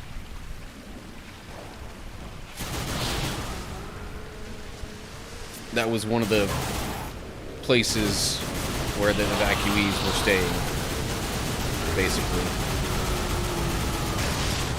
He really wasn't that close to me. I don't understand how that still gets me.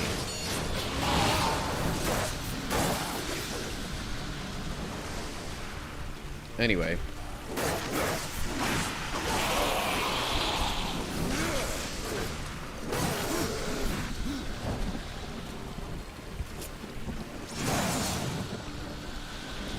Oh. I'm realizing it may only be kills with the sides that give me health. Okay. I noticed for a moment the waypoint was behind me instead of in front of me. But I think I'm realizing the reason it's that way is because I gotta turn around and go up here.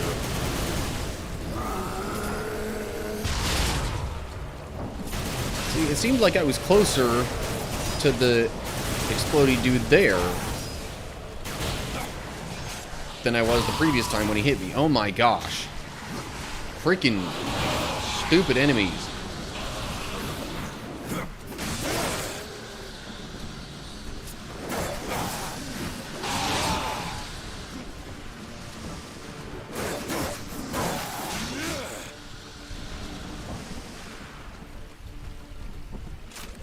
Alrighty.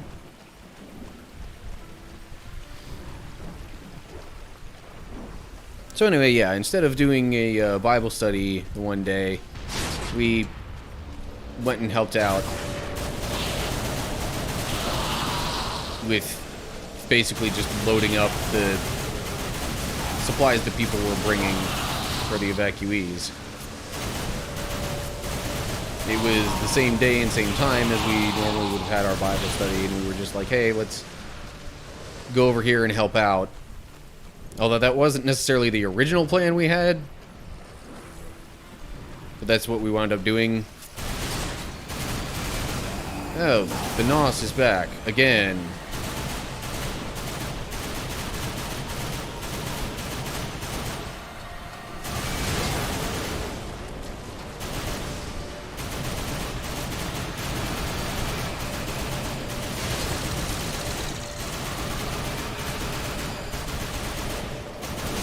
What the? Die, punk. Okay. Nothing back there. Oh, jeez. Loads of these insect thingies. I don't like that.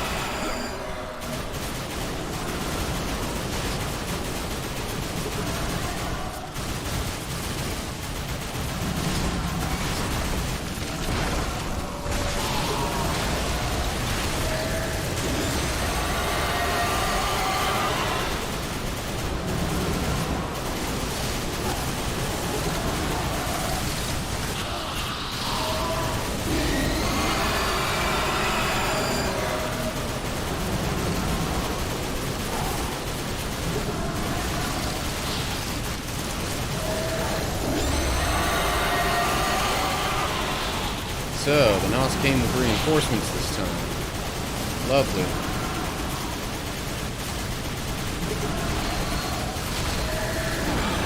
Ow.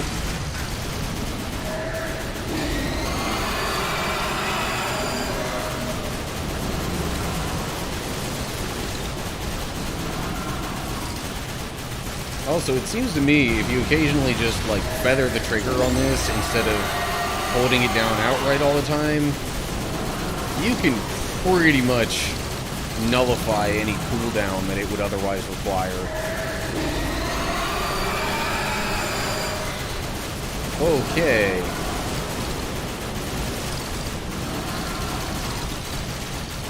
Definitely new highest combo.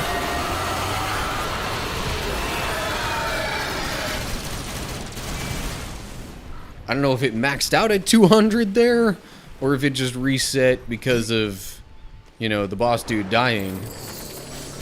But dang.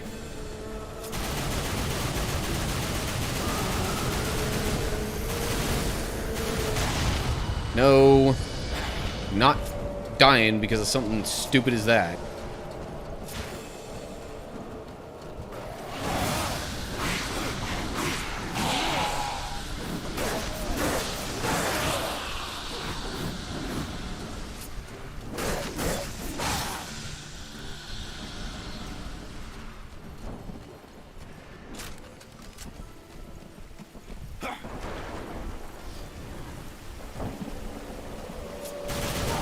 Gotta say, I also like how these cannons do not have any semblance of an ammo limit.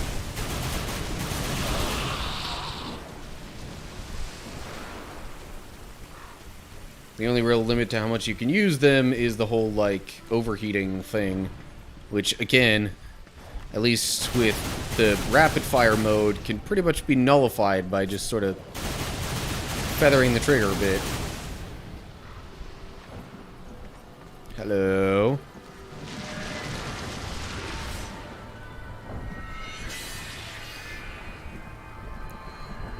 And there we have it. The completed Rod of Arafel. Will grant the holder with immeasurable power. That's a way to be descriptive.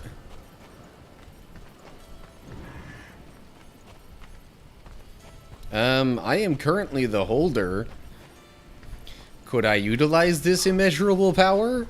Maybe?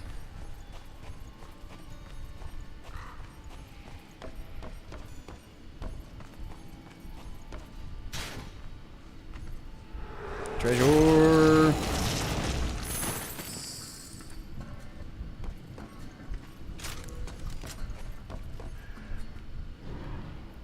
Alright, I'm only lacking one health potion at the moment. Not doing too bad.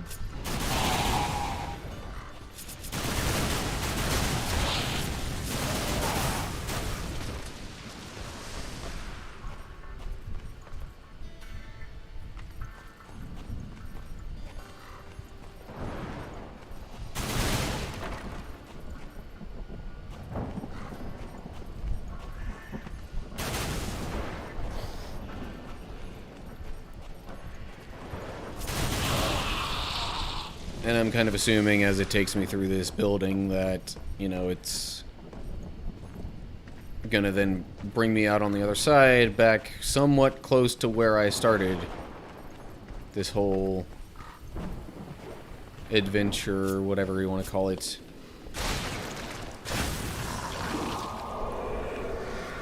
The you know, search for the rod. Yep. This is pretty much exactly where I started. So what? Okay, never mind. That answers so what. I am tempted to ask that you wield that weapon and turn the tide of this war, but I fear the Destroyer would capture it again and turn it to his dark purpose. No, better that you remove it from this world and into the safekeeping of the White Army. We will make our stand here until the Hellguard is no more. I would stand with you, Uriel. My brother's fate takes me on another path. You have proven yourself honorable, a virtue little known with your kind. But if I ever see him, war must answer for his crimes. He could not have brought this upon the earth, and I will see my brother spared. Do what you will, Ryder. But this world is lost, and that cannot be undone. Okay. And real quick, gonna switch back over to the webcam thing before I then exit the conversation and have to kill some fools.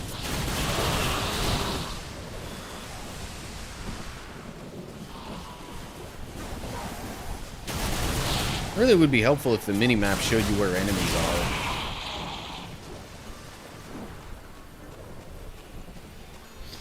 Oh, yeah, that's right. Okay. So now the guide thing is just taking me to, back to the portal, I'd imagine. Although I wonder, before I leave, might I find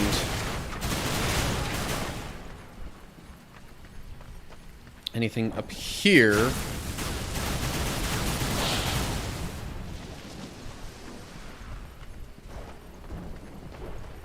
Serpent Tome. That is not at all what I expected to find. Treasure, yeah, kinda. But I was also thinking maybe one of the, you know, captured Hellguard who needed to be freed would be up here. Seemingly not. Alright then.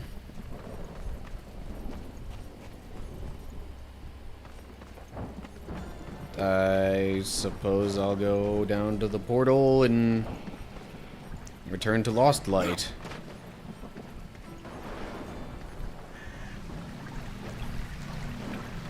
Perhaps in my spare time I would, you know, go and free the other members of the Hellguard. Because there were still 3 of them that I didn't do that with.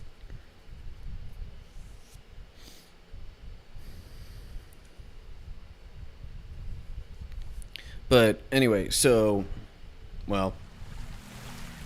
Be careful what you wish for, Cutscene. Argon. You just might get it. The Rod of Arafel. I have been waiting so long. It feels every bit as powerful as I imagined. Then you should have no problem clearing a path into your city. A path? No. I will clear the entire realm. I will burn away the shadows with holy light.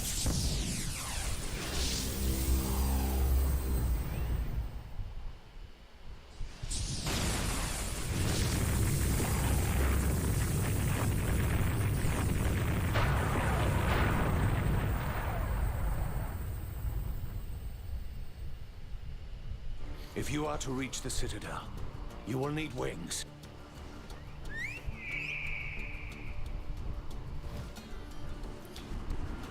It's a griffin!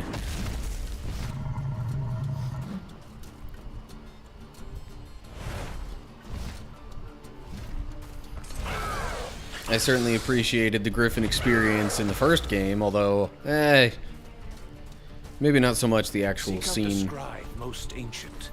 He still wanders the ruins. He can help you end your quest.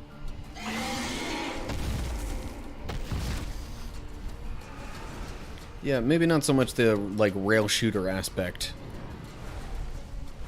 Oh, geez, what am I... I don't even need to do anything here.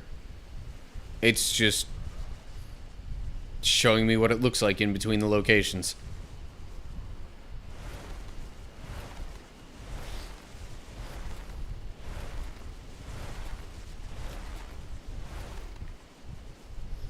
Maybe. I don't know.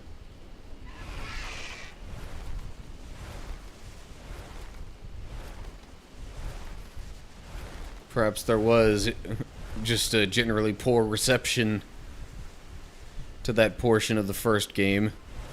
So they decided, alright, no rail shooter. We'll just give you this nice scene as you ride between Lost Light and the Citadel. Seek out the scribe. Okay, real quick. Now that I'm not dealing quite so much with, you know, annoying swarms of enemies. Do I really want to keep using these scythes on the whole don't seem to be quite that good, but I haven't really been able to use them very much in quite the way I hoped that I could, so I'll give them a little more of a chance. What is this? It sure looks like corruption on the floor there.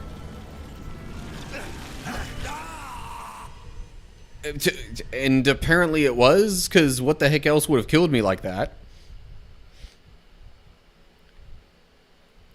Okay. Does that... I don't know if that should really count. How do I do the thing here? What am I even supposed to be doing?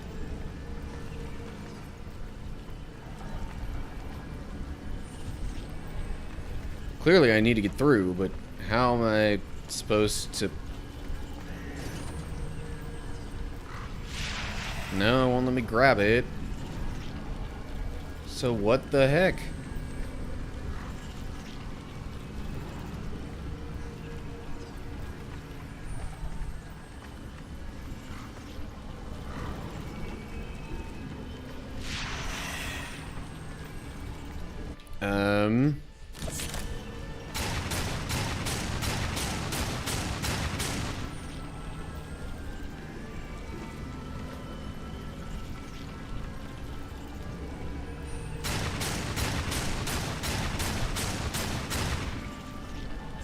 I am confusion. What do I do here? There's gotta be something.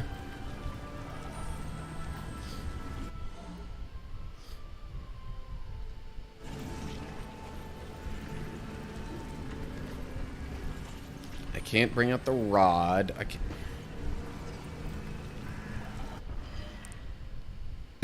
Seriously, what the heck? I am very much confused as to what I should do here.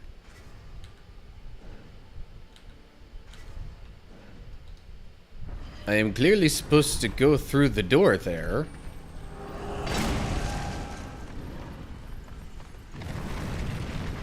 But there's no indication of how I clear the way.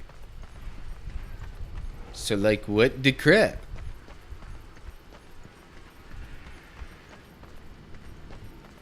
Did I see something up there? That might just be dust.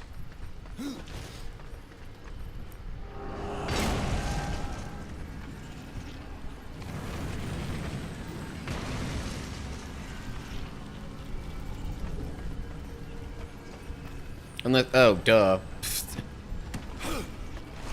Oh, man. Should I go over that way? No.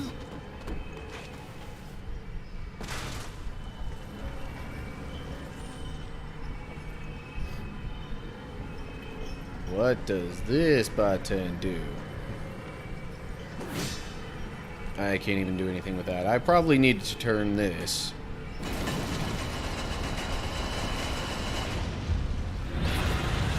Okay. Yeah, this is making way more sense now.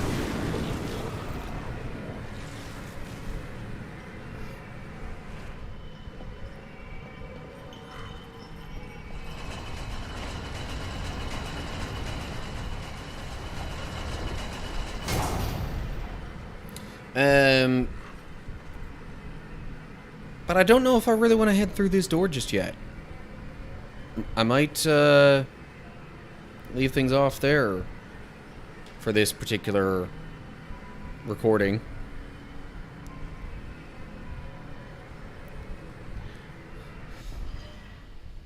That does make me think that I might want to continue recording another video, though.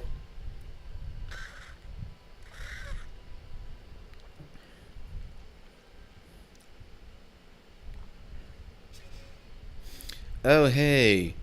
Right. The skill points. Reaper Storm. Purchase.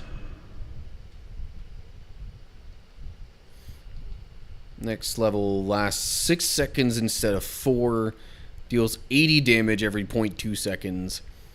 And the Storm Blasts deal... Whoa, jeez.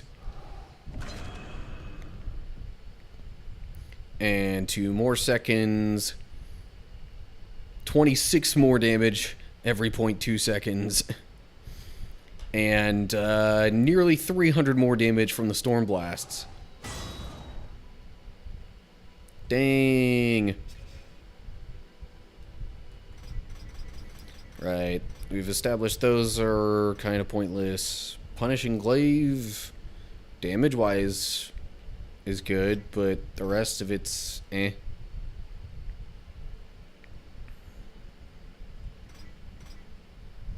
So far, the claws still seem like the way to go. Although, man, maybe I should have used the mace before with all the crowd control possibilities. I don't know. Anyway. If only it granted experience. That would be absolutely amazing in every other respect. No arcane, but whatever. Right. Meh. Those are kind of whatever.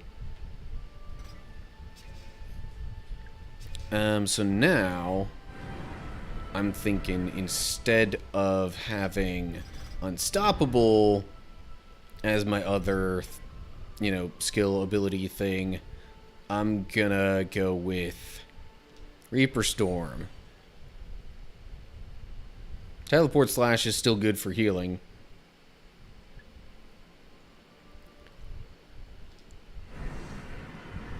Oh, man.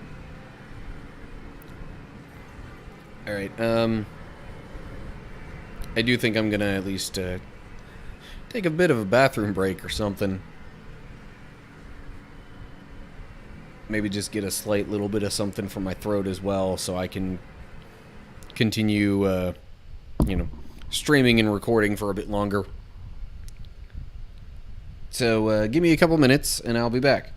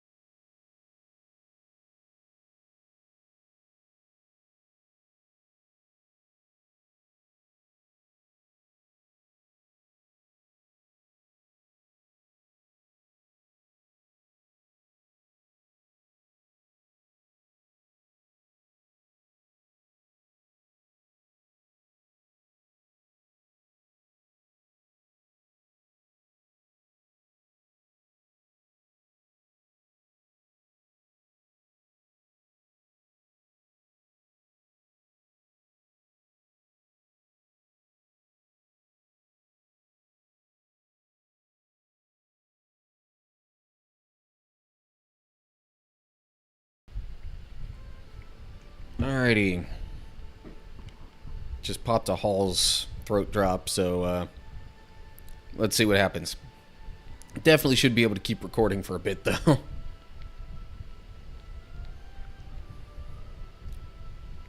Well, now I'm trying to remember which sides I had equipped. That's right. I wanted to give these a fair shake relative to... You see, this kind of thing is why I was a little hesitant to get rid of some of these other possessed sides. Because I figured depending on the situation, some of these might, you know, be better. I still think if I'm going to get rid of any of them, it's going to be 1 and 3 there, essentially. Because realistically, I could have used these scythes to do what I was trying to do with those.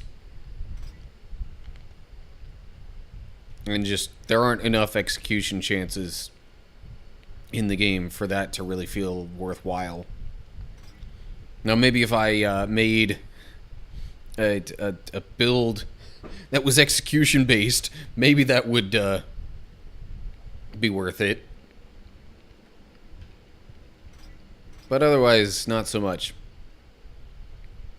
Oh, do I want to equip the Scepter of the Deposed King? I think at least for a bit. Just to see what it does.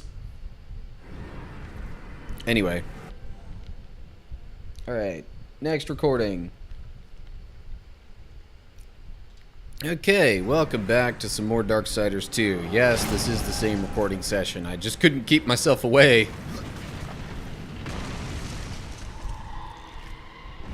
What? Oh, yeah.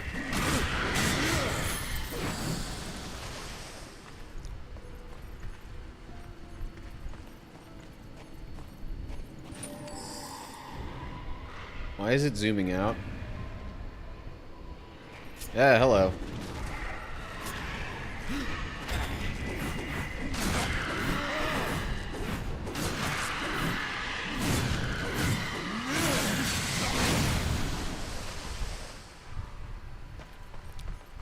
So, at least... Well, I was going to say at least in terms of the game, but really, pretty much all that I did in between episodes that actually matters is, I swapped out my secondary weapon because I wanted to try the Deposed King's Ice Scepter thing. This. I wanted to try that out and see what it does.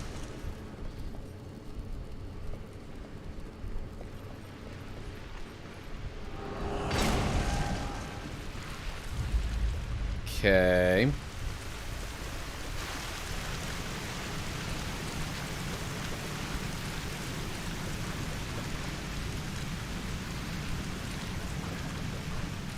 It's as if corruption is practically bleeding into the room.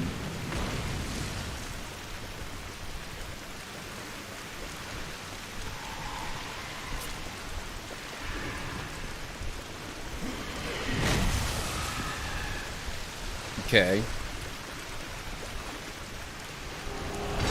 One shot on that, but I kind of expected it to do a one shot on that enemy.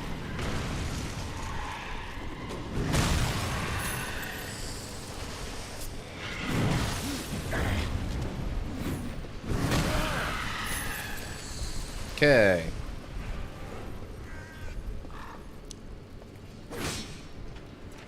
I also like constantly forget about charging the Y attacks. Do the fast weapons let you do that? I would imagine so. Anything over here? Really?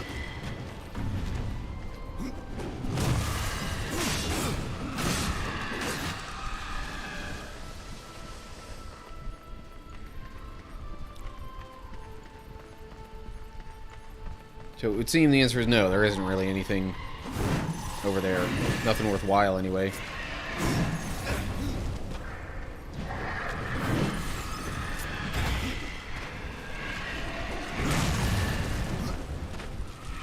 Okay, you know what?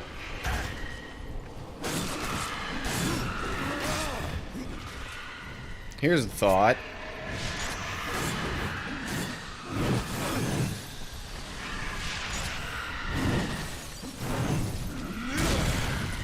Yeah, there we go.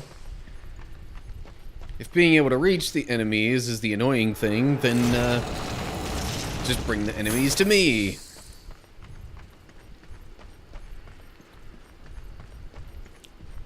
It's definitely not a tactic I normally use, but it seems rather effective for the moment.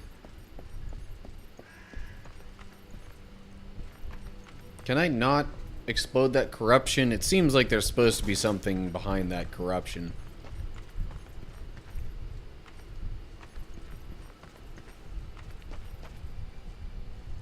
No matter. Also, I'm seeing a lot of portal, you know, a lot of portal holders. Really?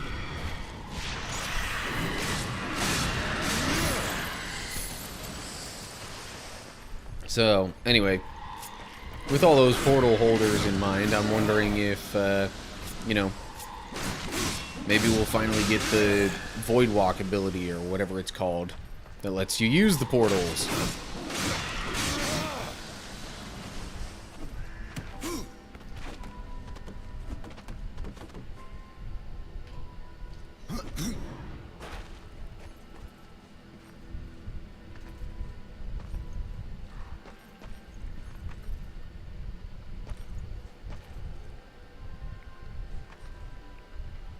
Okay, so there's a treasure chest over that way.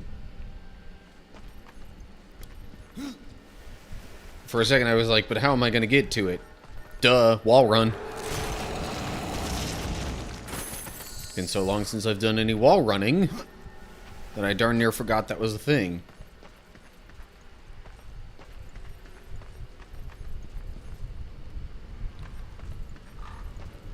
Anything... Okay, well, obviously over this way, there's something.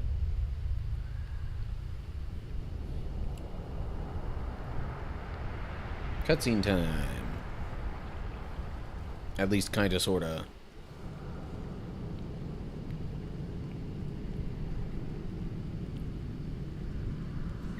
Just showing me the layout, I guess.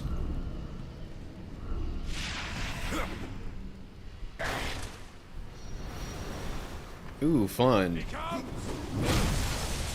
Sweet. It froze him. That is awesome.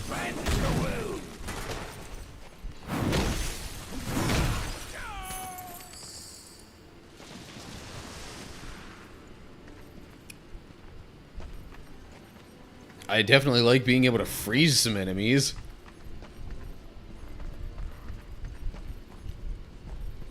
Okay, so I think the next step is wall running along there.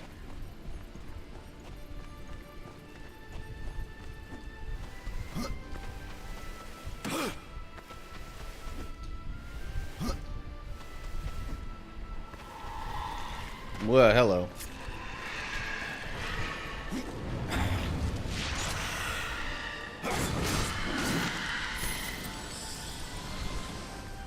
Really should probably start using teleport slash from time to time. Considering the main reason I wanted to try out this weapon was for the sake of, you know, wrath gain.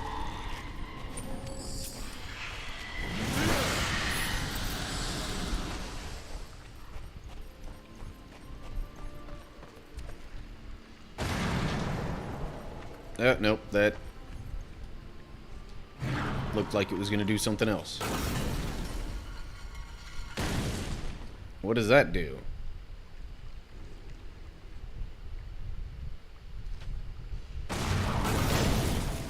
Oh, wait. Okay, duh.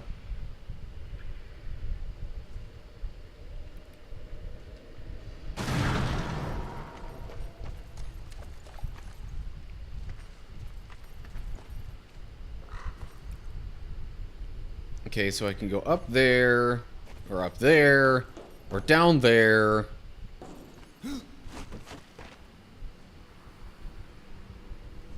Which way to go?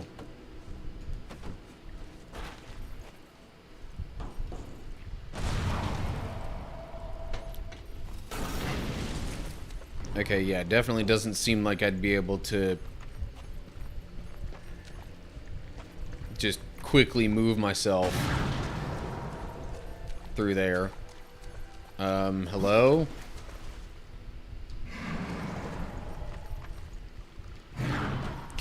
That's stupid.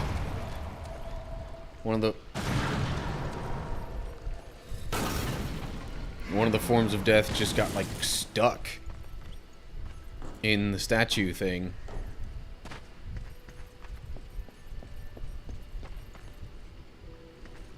What the? Why is this a thing?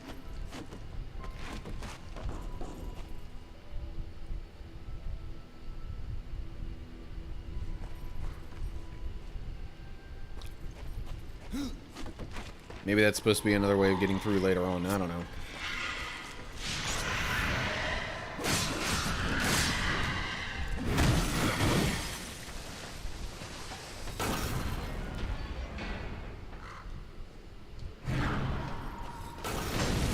Nope, okay.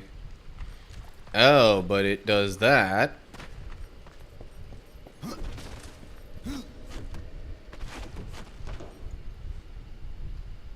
Which, maybe that stuff will start making more sense if and when I can freaking teleport. The horseman cometh!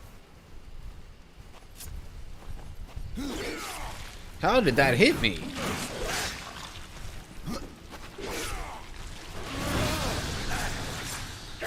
Oh my gosh, what the crap?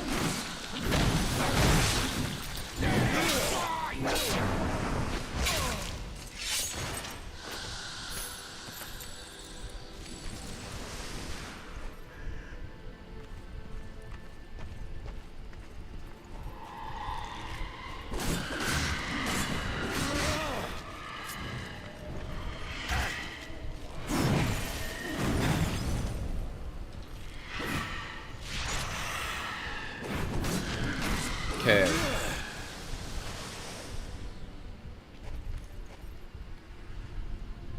I'm supposed to do something with that. It's very hard to see what I'm trying to do when everything's like this. Oh, wait, duh. Okay. Statue there. One death holds down button. Other death goes around here to release that. Statue falls down.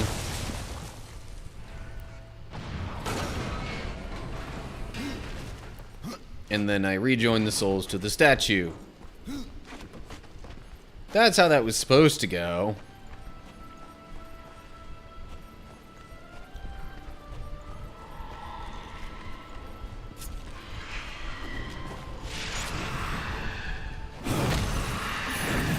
Okay.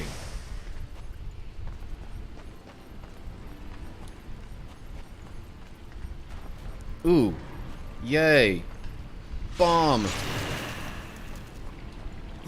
I can explode corruption.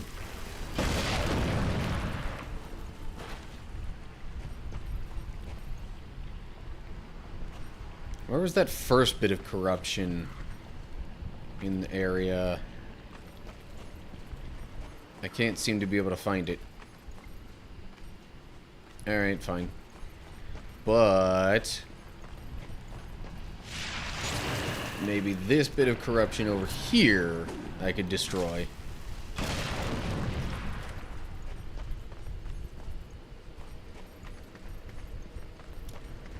Alrighty, moving along. Is that a... Yes, it is. Why is that there? Oh! That was why it was zooming out earlier.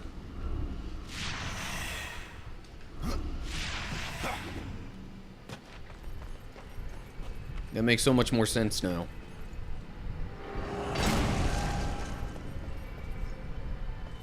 Portals. More portals. And I bet you this is where I get the thing. Yeah.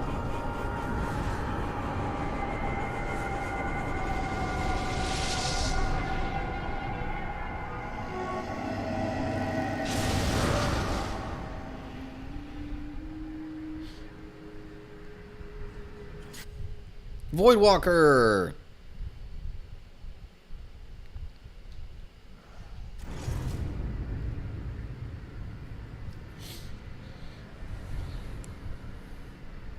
No, really.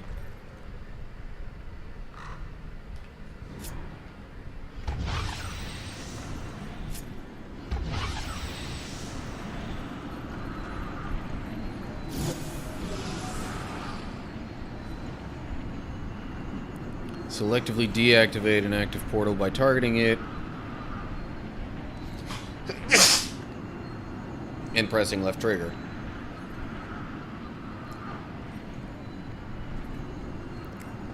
Anyway, but I don't think you have to deactivate an old one just to be able to use a new one. As much as I want to try out Reaper Storm,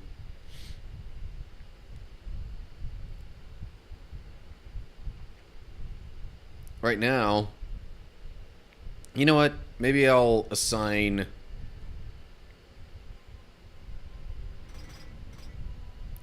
Maybe I'll assign Voidwalker to that. And then if I ever need to, you know, split souls or whatever...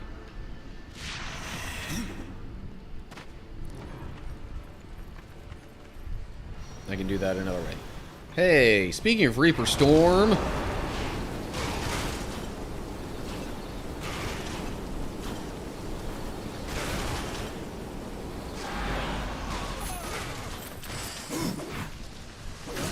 Okay, that did a lot of damage.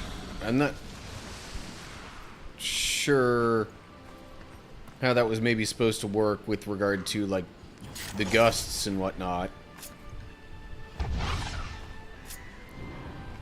But I will say that is some epic crowd control possibilities.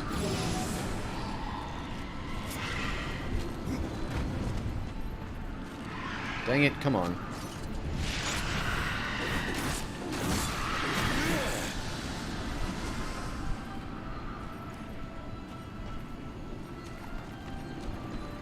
Right now I need to use heal more than I need to use Reaper Storm. So, yeah, kind of thinking I might,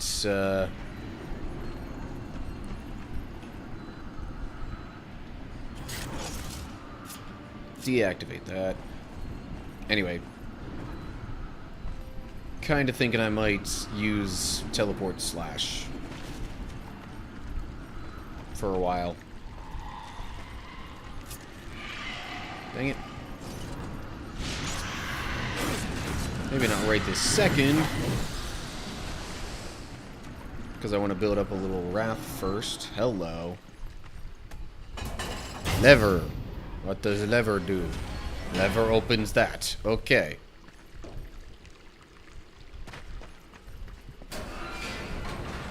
Press right trigger and hold to create a charged void. That's blah, blah, blah. Okay. Exiting a charged void. Gotcha. Treasure.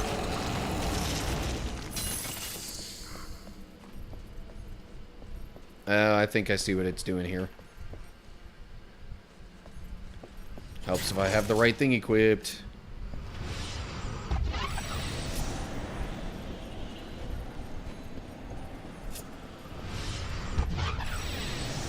And then, hiya!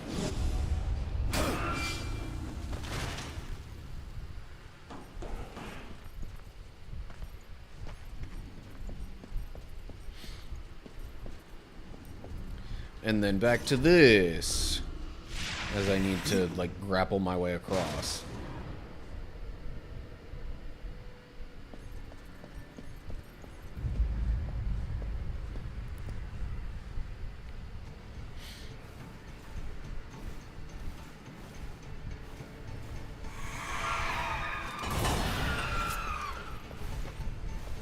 aphid. Well, that didn't help me. Okay. Can't bring aphid towards me. I gotta...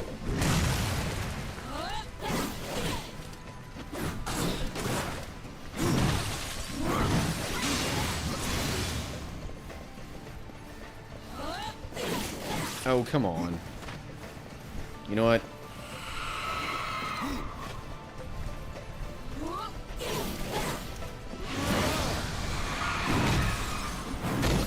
Ooh, hello. Frozen! And it just revived itself or something. Whoa! There's more than one.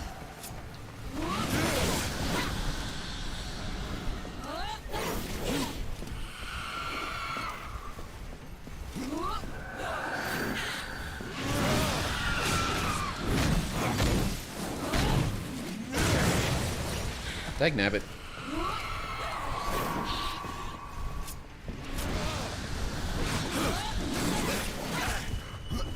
I need help pretty badly. Okay, screw it. Reperform.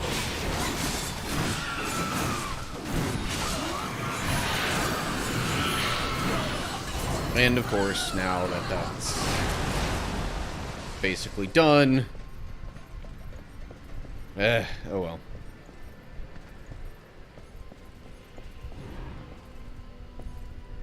Alrighty, I need to make some portals. But where and how and why? And with what? Well, I know with what.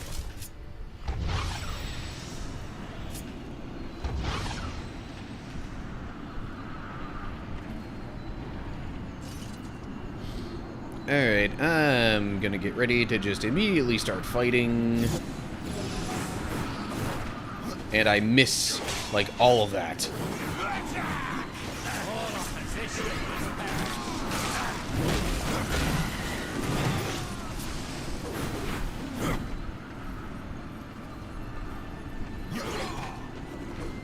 Oh, of course you dodged that.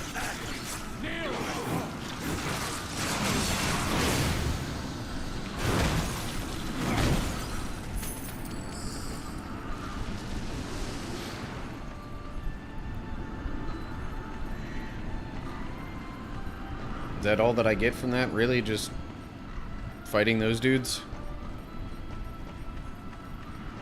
Oh wait, no, there's a bridge here.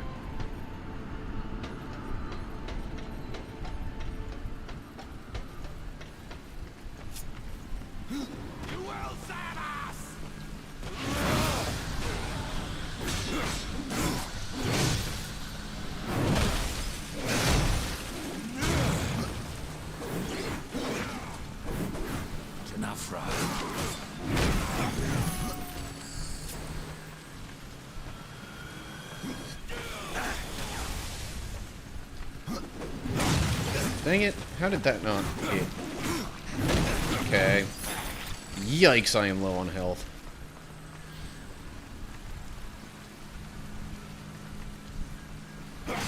Oh, okay.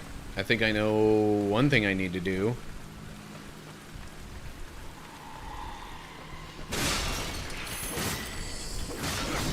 Ooh, sure.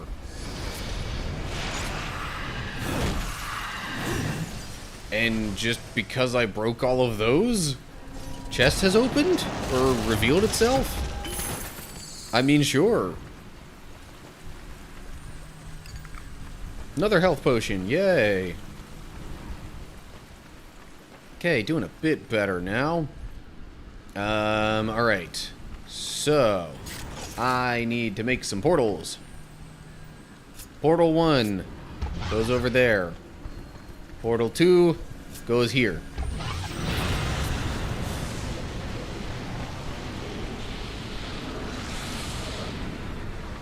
Okay. That removes the corruption there.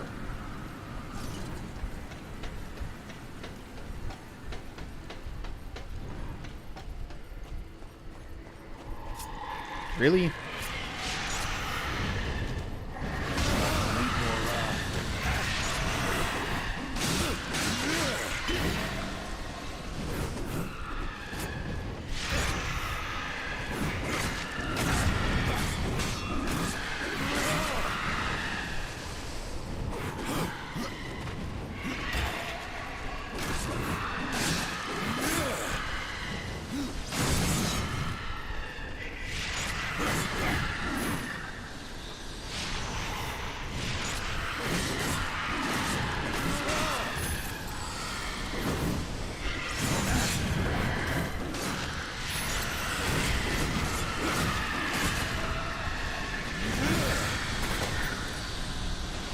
Okay. They're all gone now, yippee.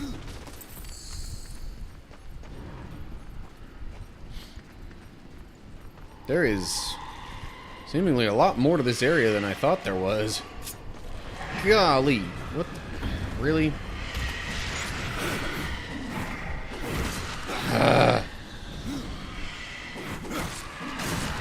These dudes are pretty freaking annoying, I gotta say.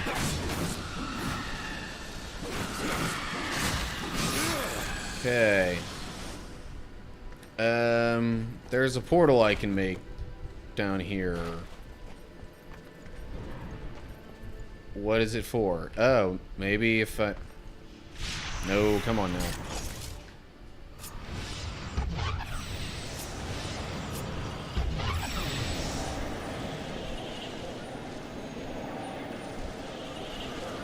Am I supposed to go out that way?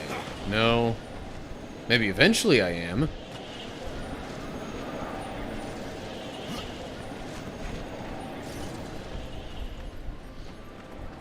For now, that seems to serve no particular purpose. Well, I shouldn't say that. For now, it seems unhelpful.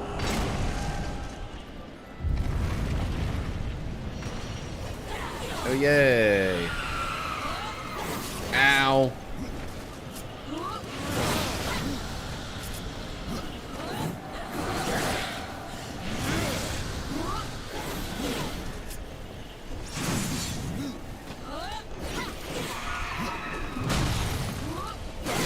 Fuck on it. Why?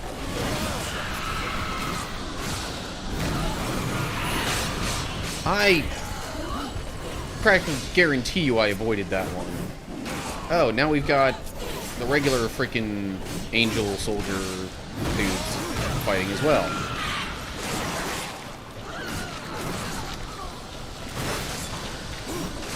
Execution! Sure, why not? More wrath from that, I imagine. At least.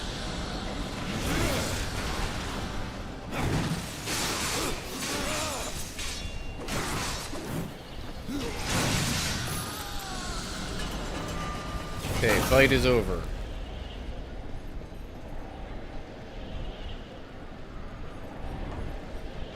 Oh, okay. I think I know what I'm supposed to do here. Let me, activate the Soul Splitter.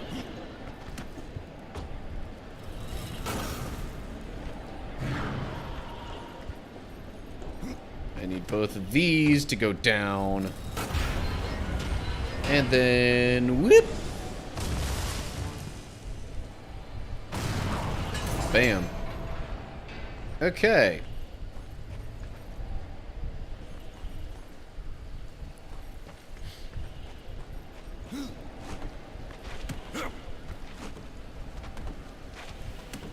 See, even if the combat is getting a bit tiresome at the moment, I still kind of like the puzzles.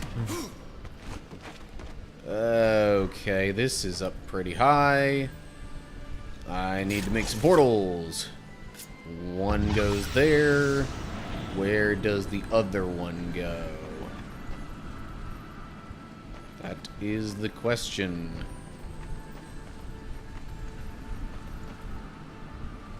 Maybe there? Seems like that should work. Hey!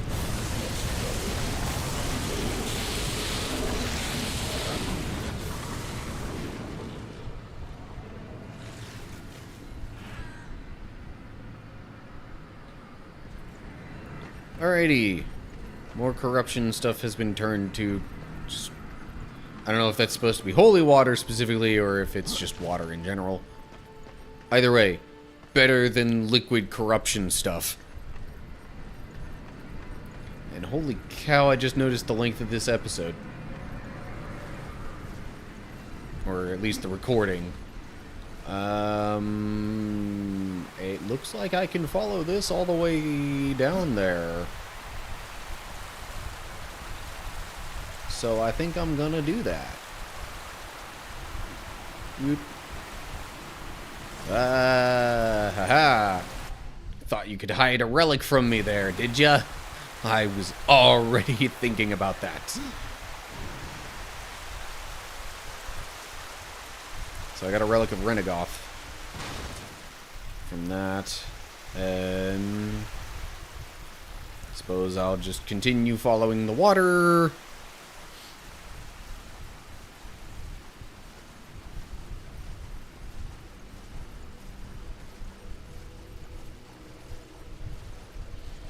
But how has that progressed the overall story so far?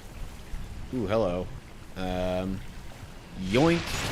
And kablam. Okay.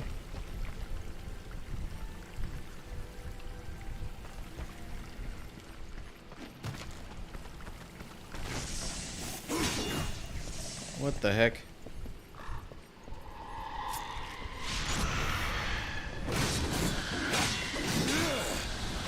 Alrighty. Oh, I'm supposed to be going that way. Namely, through the door.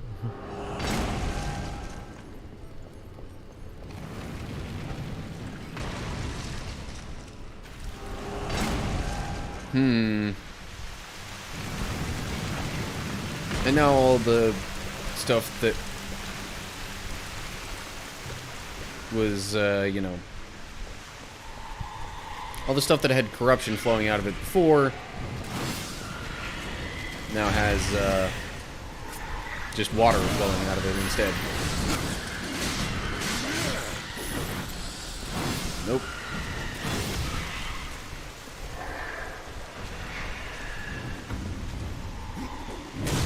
Nope.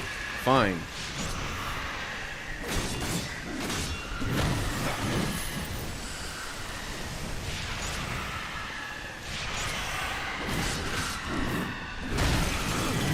Okay. Be gone.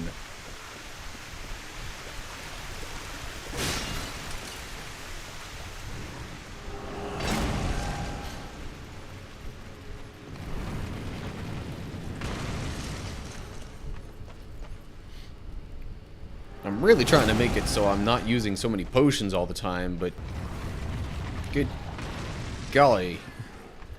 This game sure does make it difficult at some moments. Okay. Can't get past there right now. That needs a key. Okay, I might actually have to end that episode there. Recording's getting a bit on the longer side of things. I mean, not that long, but long enough that, you know, I should definitely be ending things soonish. And that seems like as decent a transition as any, you know, going to a completely different section of the Citadel here.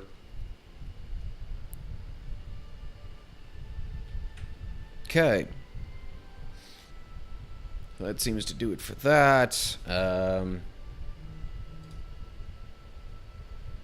I just noticed some... Huh, okay.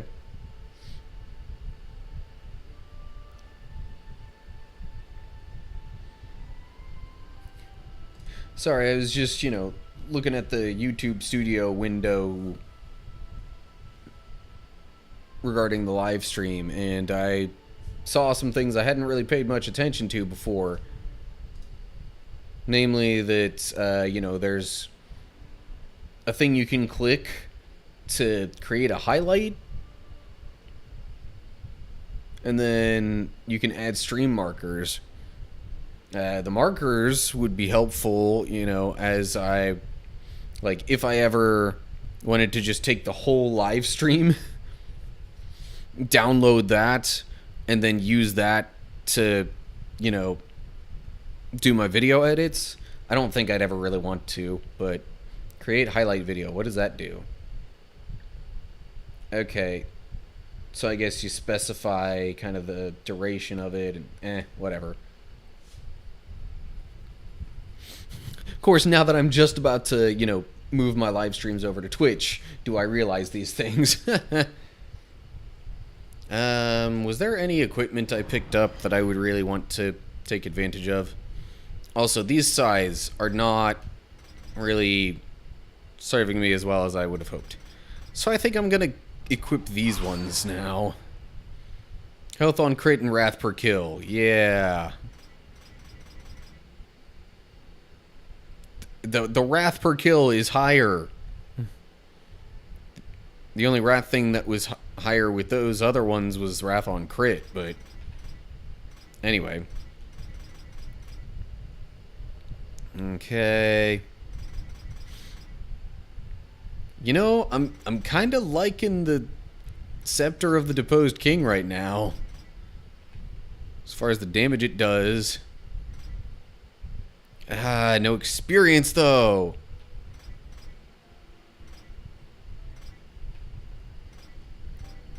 Can you... Okay. I'm like, the experience gauge seems to be going places. Otherwise, I would wonder if I should just ditch the whole experience build now. But no, it does seem like that would still have some usefulness. And I don't want to make this too lopsided in terms of, you know, things I record and video backlog and all that. So, while my throat is still feeling halfway decent, and before I'm so hungry that I can't resist, you know, cooking up some dinner, I think I'm actually going to switch back over to a little more Bible reading, and that is how I will wrap up the stream. Because that will give me, let's see here, 3 chapters worth of Bible reading stuff and 4 different recordings that I've done for Darksiders II videos.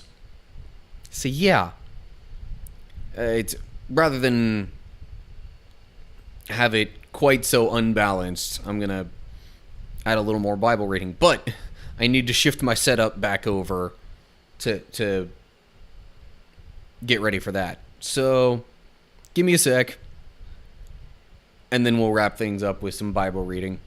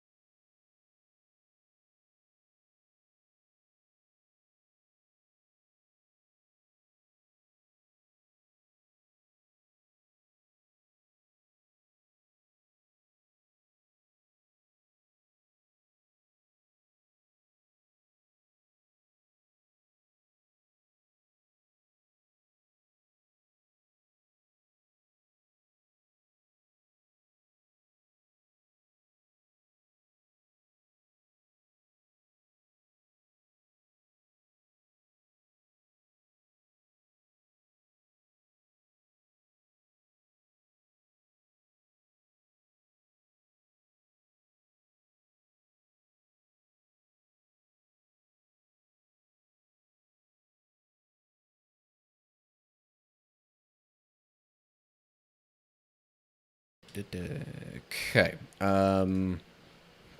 Give me a sec while I figure out which chapter of Exodus I'm supposed to be in for the reading. Gotcha, yeah.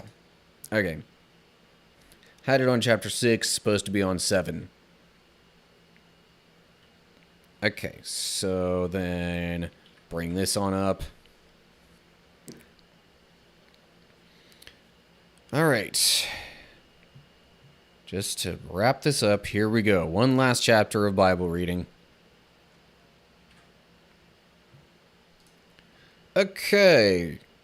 So here we are in Exodus chapter 7.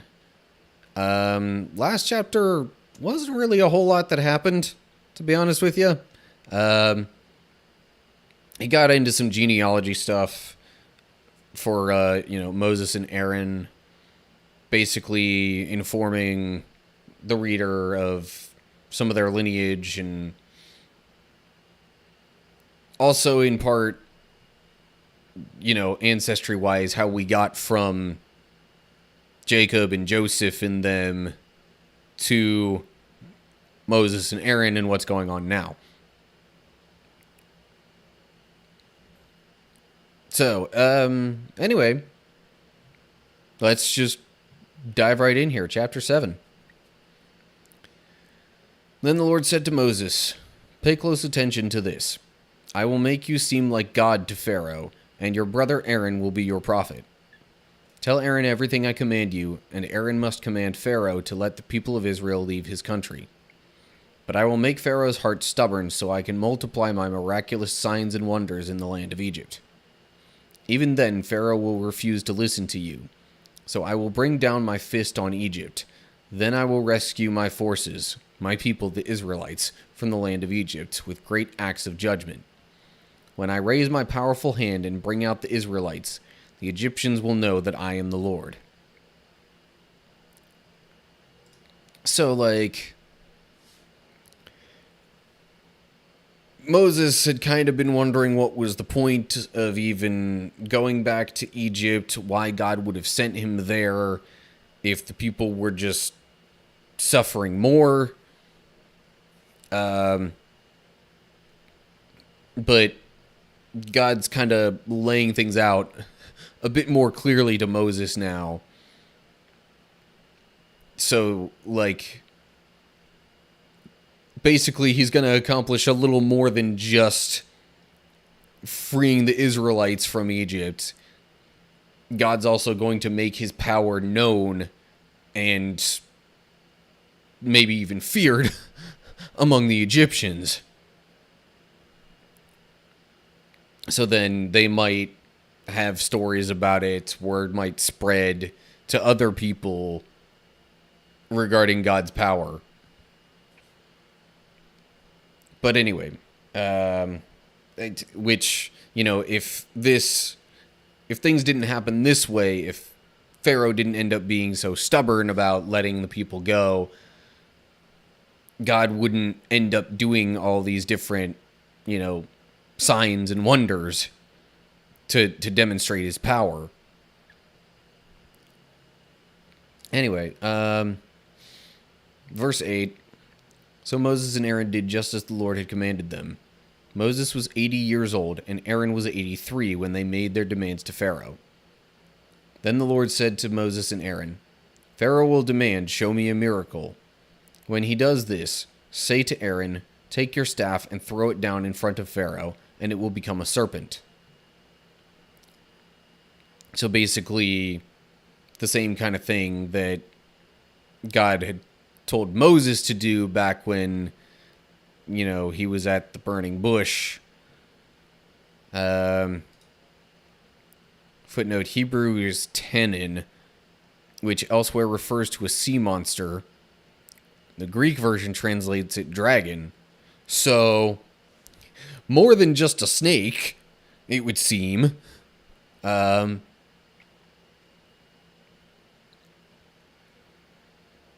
But I think, again, I can't help but make some comparisons here to, the Prince of Egypt movie and all that, but it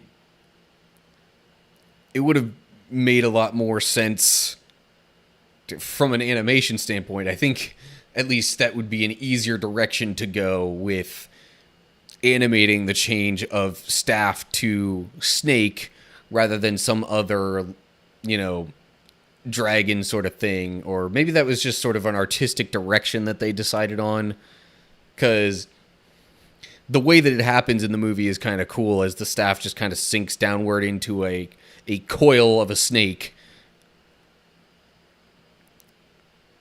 But it's clear based on this that it might not have really been a snake. Could have been, as the Greek translates it, a dragon or some sort of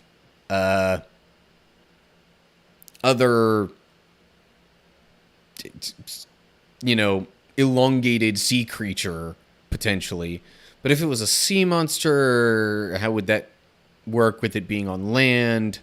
I don't know. Maybe like a giant salamander type thing. The Greek version sounds the most epic, though. Anyway, verse 10. So Moses and Aaron went to Pharaoh and did what the Lord had commanded them. Aaron threw down his staff before Pharaoh and his officials, and it became a serpent. Then Pharaoh called his own wise men and sorcerers, and these Egyptian magicians did the same thing with their magic. They threw down their staffs, which also became serpents. But then Aaron's staff swallowed up their staffs. Pharaoh's heart, however, remained hard. He still refused to listen, just as the Lord had predicted. Okay, so that was kind of sort of depicted in the Prince of Egypt, the whole staff of... Actually, Moses, I think, was the one doing that in the Prince of Egypt instead of Aaron. So, slight difference there as well. But, still, the staff serpent of Moses and Aaron swallowing the staff serpents of, the magicians of Pharaoh. That was also depicted, and again, may have been a little easier animation-wise, or just the creative direction they decided to take with it. Who knows? I mean, I'm sure somebody knows. But I digress. In any case, the magicians managed to do the same thing somehow. But it's kind of, the swallowing, or the fact that the staff Moses and Aaron used swallowed the serpents that the magicians used still kind of shows its superiority in a way, but not enough so that Pharaoh would have been impressed, clearly. Okay, verse 14. Then the Lord said to Moses, Pharaoh's heart is stubborn, and he still refuses to let the people go. So go to Pharaoh in the morning as he goes down to the river. Stand on the bank of the Nile and meet him there. Be sure to take along the staff that turned into a snake.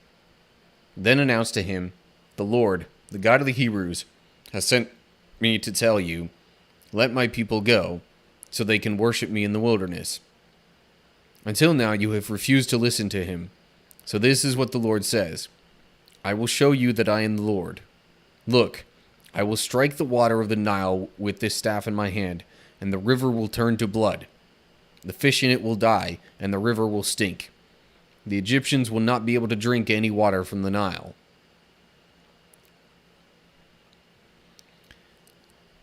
So, this is probably a bit more closely and accurately depicted in the Prince of Egypt, but, I mean,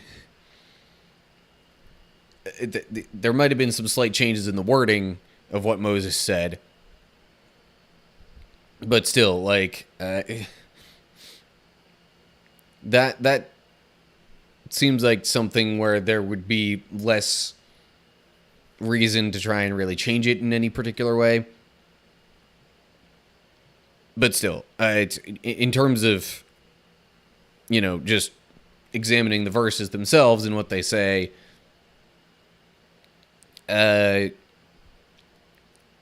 God's just giving another sign to Pharaoh, but also he's making other Egyptians aware now by, turning the water from the Nile River into blood, and it having significant effects for the other people, not just Pharaoh. So there's sort of an escalation of the stakes Also, footnote for stubborn, just heavy. Huh. Rather than... I would have thought it would translate more accurately to hard, but... I guess kind of similar notion there. Anyway, verse 19. Then the Lord said to Moses, "Tell Aaron, take your staff and raise your hand over the waters of Egypt, all its rivers, canals, ponds, and all the reservoirs. Turn all the water to blood.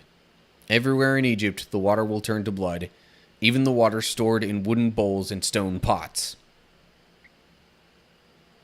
So, that right there would seemingly kind of nullify the attempt of the magicians after the fact, at least as it was depicted in the movie, because it was like, well, God was actually the one doing that, not the magicians.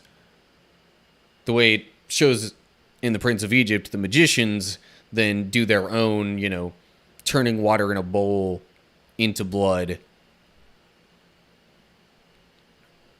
as sort of a retort to Moses and God's act of turning the Nile to blood.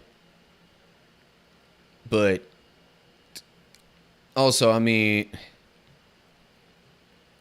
guess God was saying earlier that he would strike the water, because the way it was worded made it seem like, okay, yeah, God's saying, look, I will strike the water of the Nile with this. Well, okay, so God was telling Moses to say, I will strike the water of the Nile with this staff in my hand.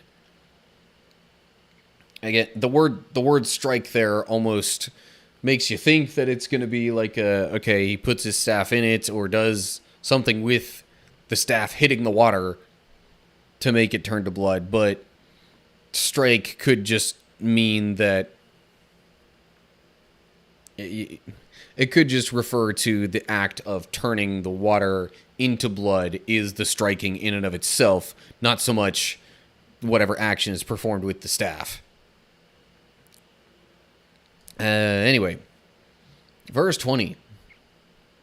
So Moses and Aaron did just as the Lord had commanded them. As Pharaoh and his officials watched, Aaron raised his staff and struck the water of the Nile. Suddenly the whole river turned to blood. The fish in the river died, and the water became so foul that the Egyptians couldn't drink it. There was blood everywhere throughout the land of Egypt. But again, the magicians of Egypt used their magic, and they too turned water into blood. So Pharaoh's heart remained hard. He refused to listen to Moses and Aaron, just as the Lord had predicted. Pharaoh returned to his place and put the whole thing out of his mind. Then all the Egyptians dug along the riverbank to find drinking water, for they could not drink the water from the Nile. 7 days passed from the time the Lord struck the Nile. Okay. And that, I assume, will lead into the next chapter and what happens then. The Egyptians dug along the riverbank, so it's you would still think that water would essentially be from the Nile, but I guess because of God not necessarily wanting to, have all the Egyptians die outright from the lack of water, that was sort of the allowance made, so to speak. And it does say in here the magicians turned water into blood as well, so I suppose that's not really an inaccuracy on the part of the movie. But anyway, so yeah, God turns all the water from the Nile into blood. And obviously it has significant effects. You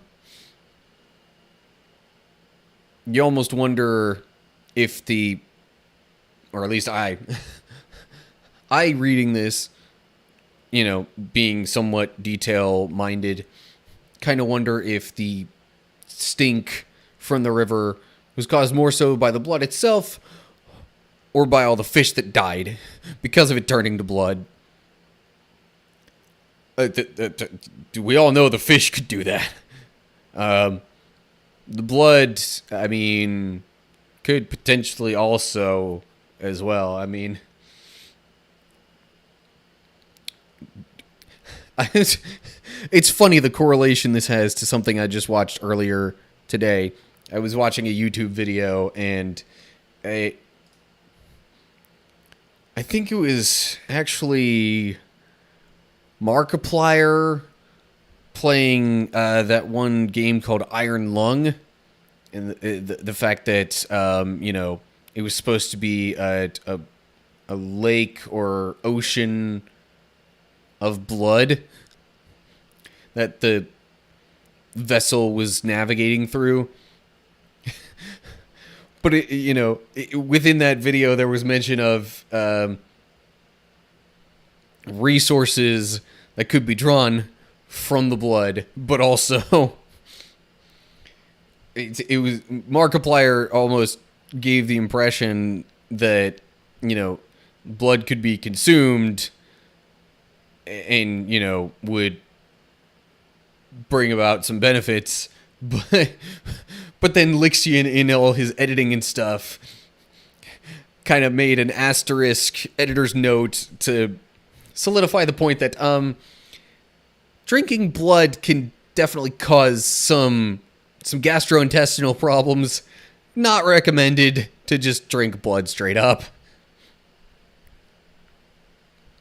So it's the connection of the possible consuming blood or wanting to avoid consuming blood as it relates to the the scene going on in Egypt here. That was the connection in my brain. Sorry for a bit of a tangent there, but it was related. So all that to say, drinking blood, not a great idea. Not exactly something you could live off of for very long. So, anyway, the water is stricken, turned to blood. Things go bad for multiple people, at least for a while. And they certainly have to put some work into finding water for themselves. So anyway, that does it for this chapter. God is starting to, demonstrate his power, but Pharaoh is still unconvinced, as things stand. Anyway, okay. That does it for that. And I am now going to wrap up my live stream, because throat is once again sore, and I'm getting a little hungry. And, yeah. I have other things that I kind of want to do for the rest of the day. But, again, I should probably mention, this is the last live stream I'm going to have on YouTube. At least as far as, recording session turned to live stream kind of deal. Next week, I'm going to try moving this on over to Twitch. So, yeah, be on the lookout for that. Info down in the description on where to find my Twitch channel if you want to keep up with live streams there. I don't know how long Twitch keeps those archived. I certainly don't think it's essentially infinite, as YouTube has. So maybe with that,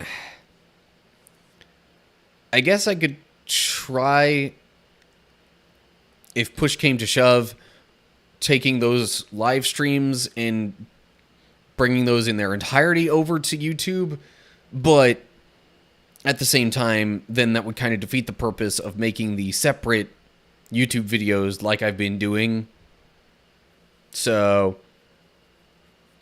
that may just cause a further separation of the two entities, which may end up better in the long run, because I've noticed, some views on my archived streams on YouTube, and maybe a little less activity on the regular videos. I don't know if those two are actually, related to each other.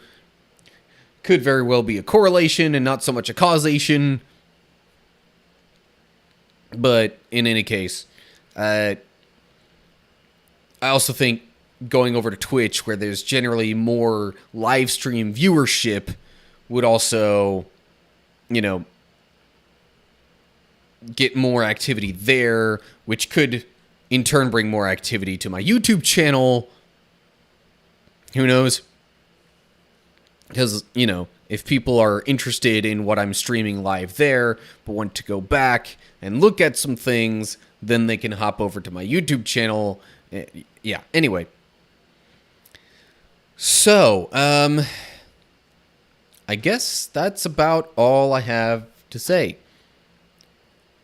Make sure, again, that you look down in the description, not only for info on Twitch, if you're wanting to watch live streams over there, but also other social media pages and how to find and follow those. I generally try to put out some sort of notice, with a little bit of time to say, hey, I'm going live at roughly this time, maybe. Or actually, I think today was probably the most precise that I've been regarding, letting people know what time that the stream would be. Anyway, so yeah, info on Twitch and social media stuff down in the description. Leave comments with thoughts that you have. Although you could maybe just wait until the regular videos come out. Leave comments there in terms of, any thoughts that you have. But, yeah. That's going to do it for now. So, as always, hope you're all doing well. Hopefully I'll, maybe see y'all over on Twitch next week. Or maybe in the comments on, the videos that I make out of this stream and its recordings. But whatever the case is, hopefully you'll tune into more of my stuff sometime in the near future. But until then, stay cool, people.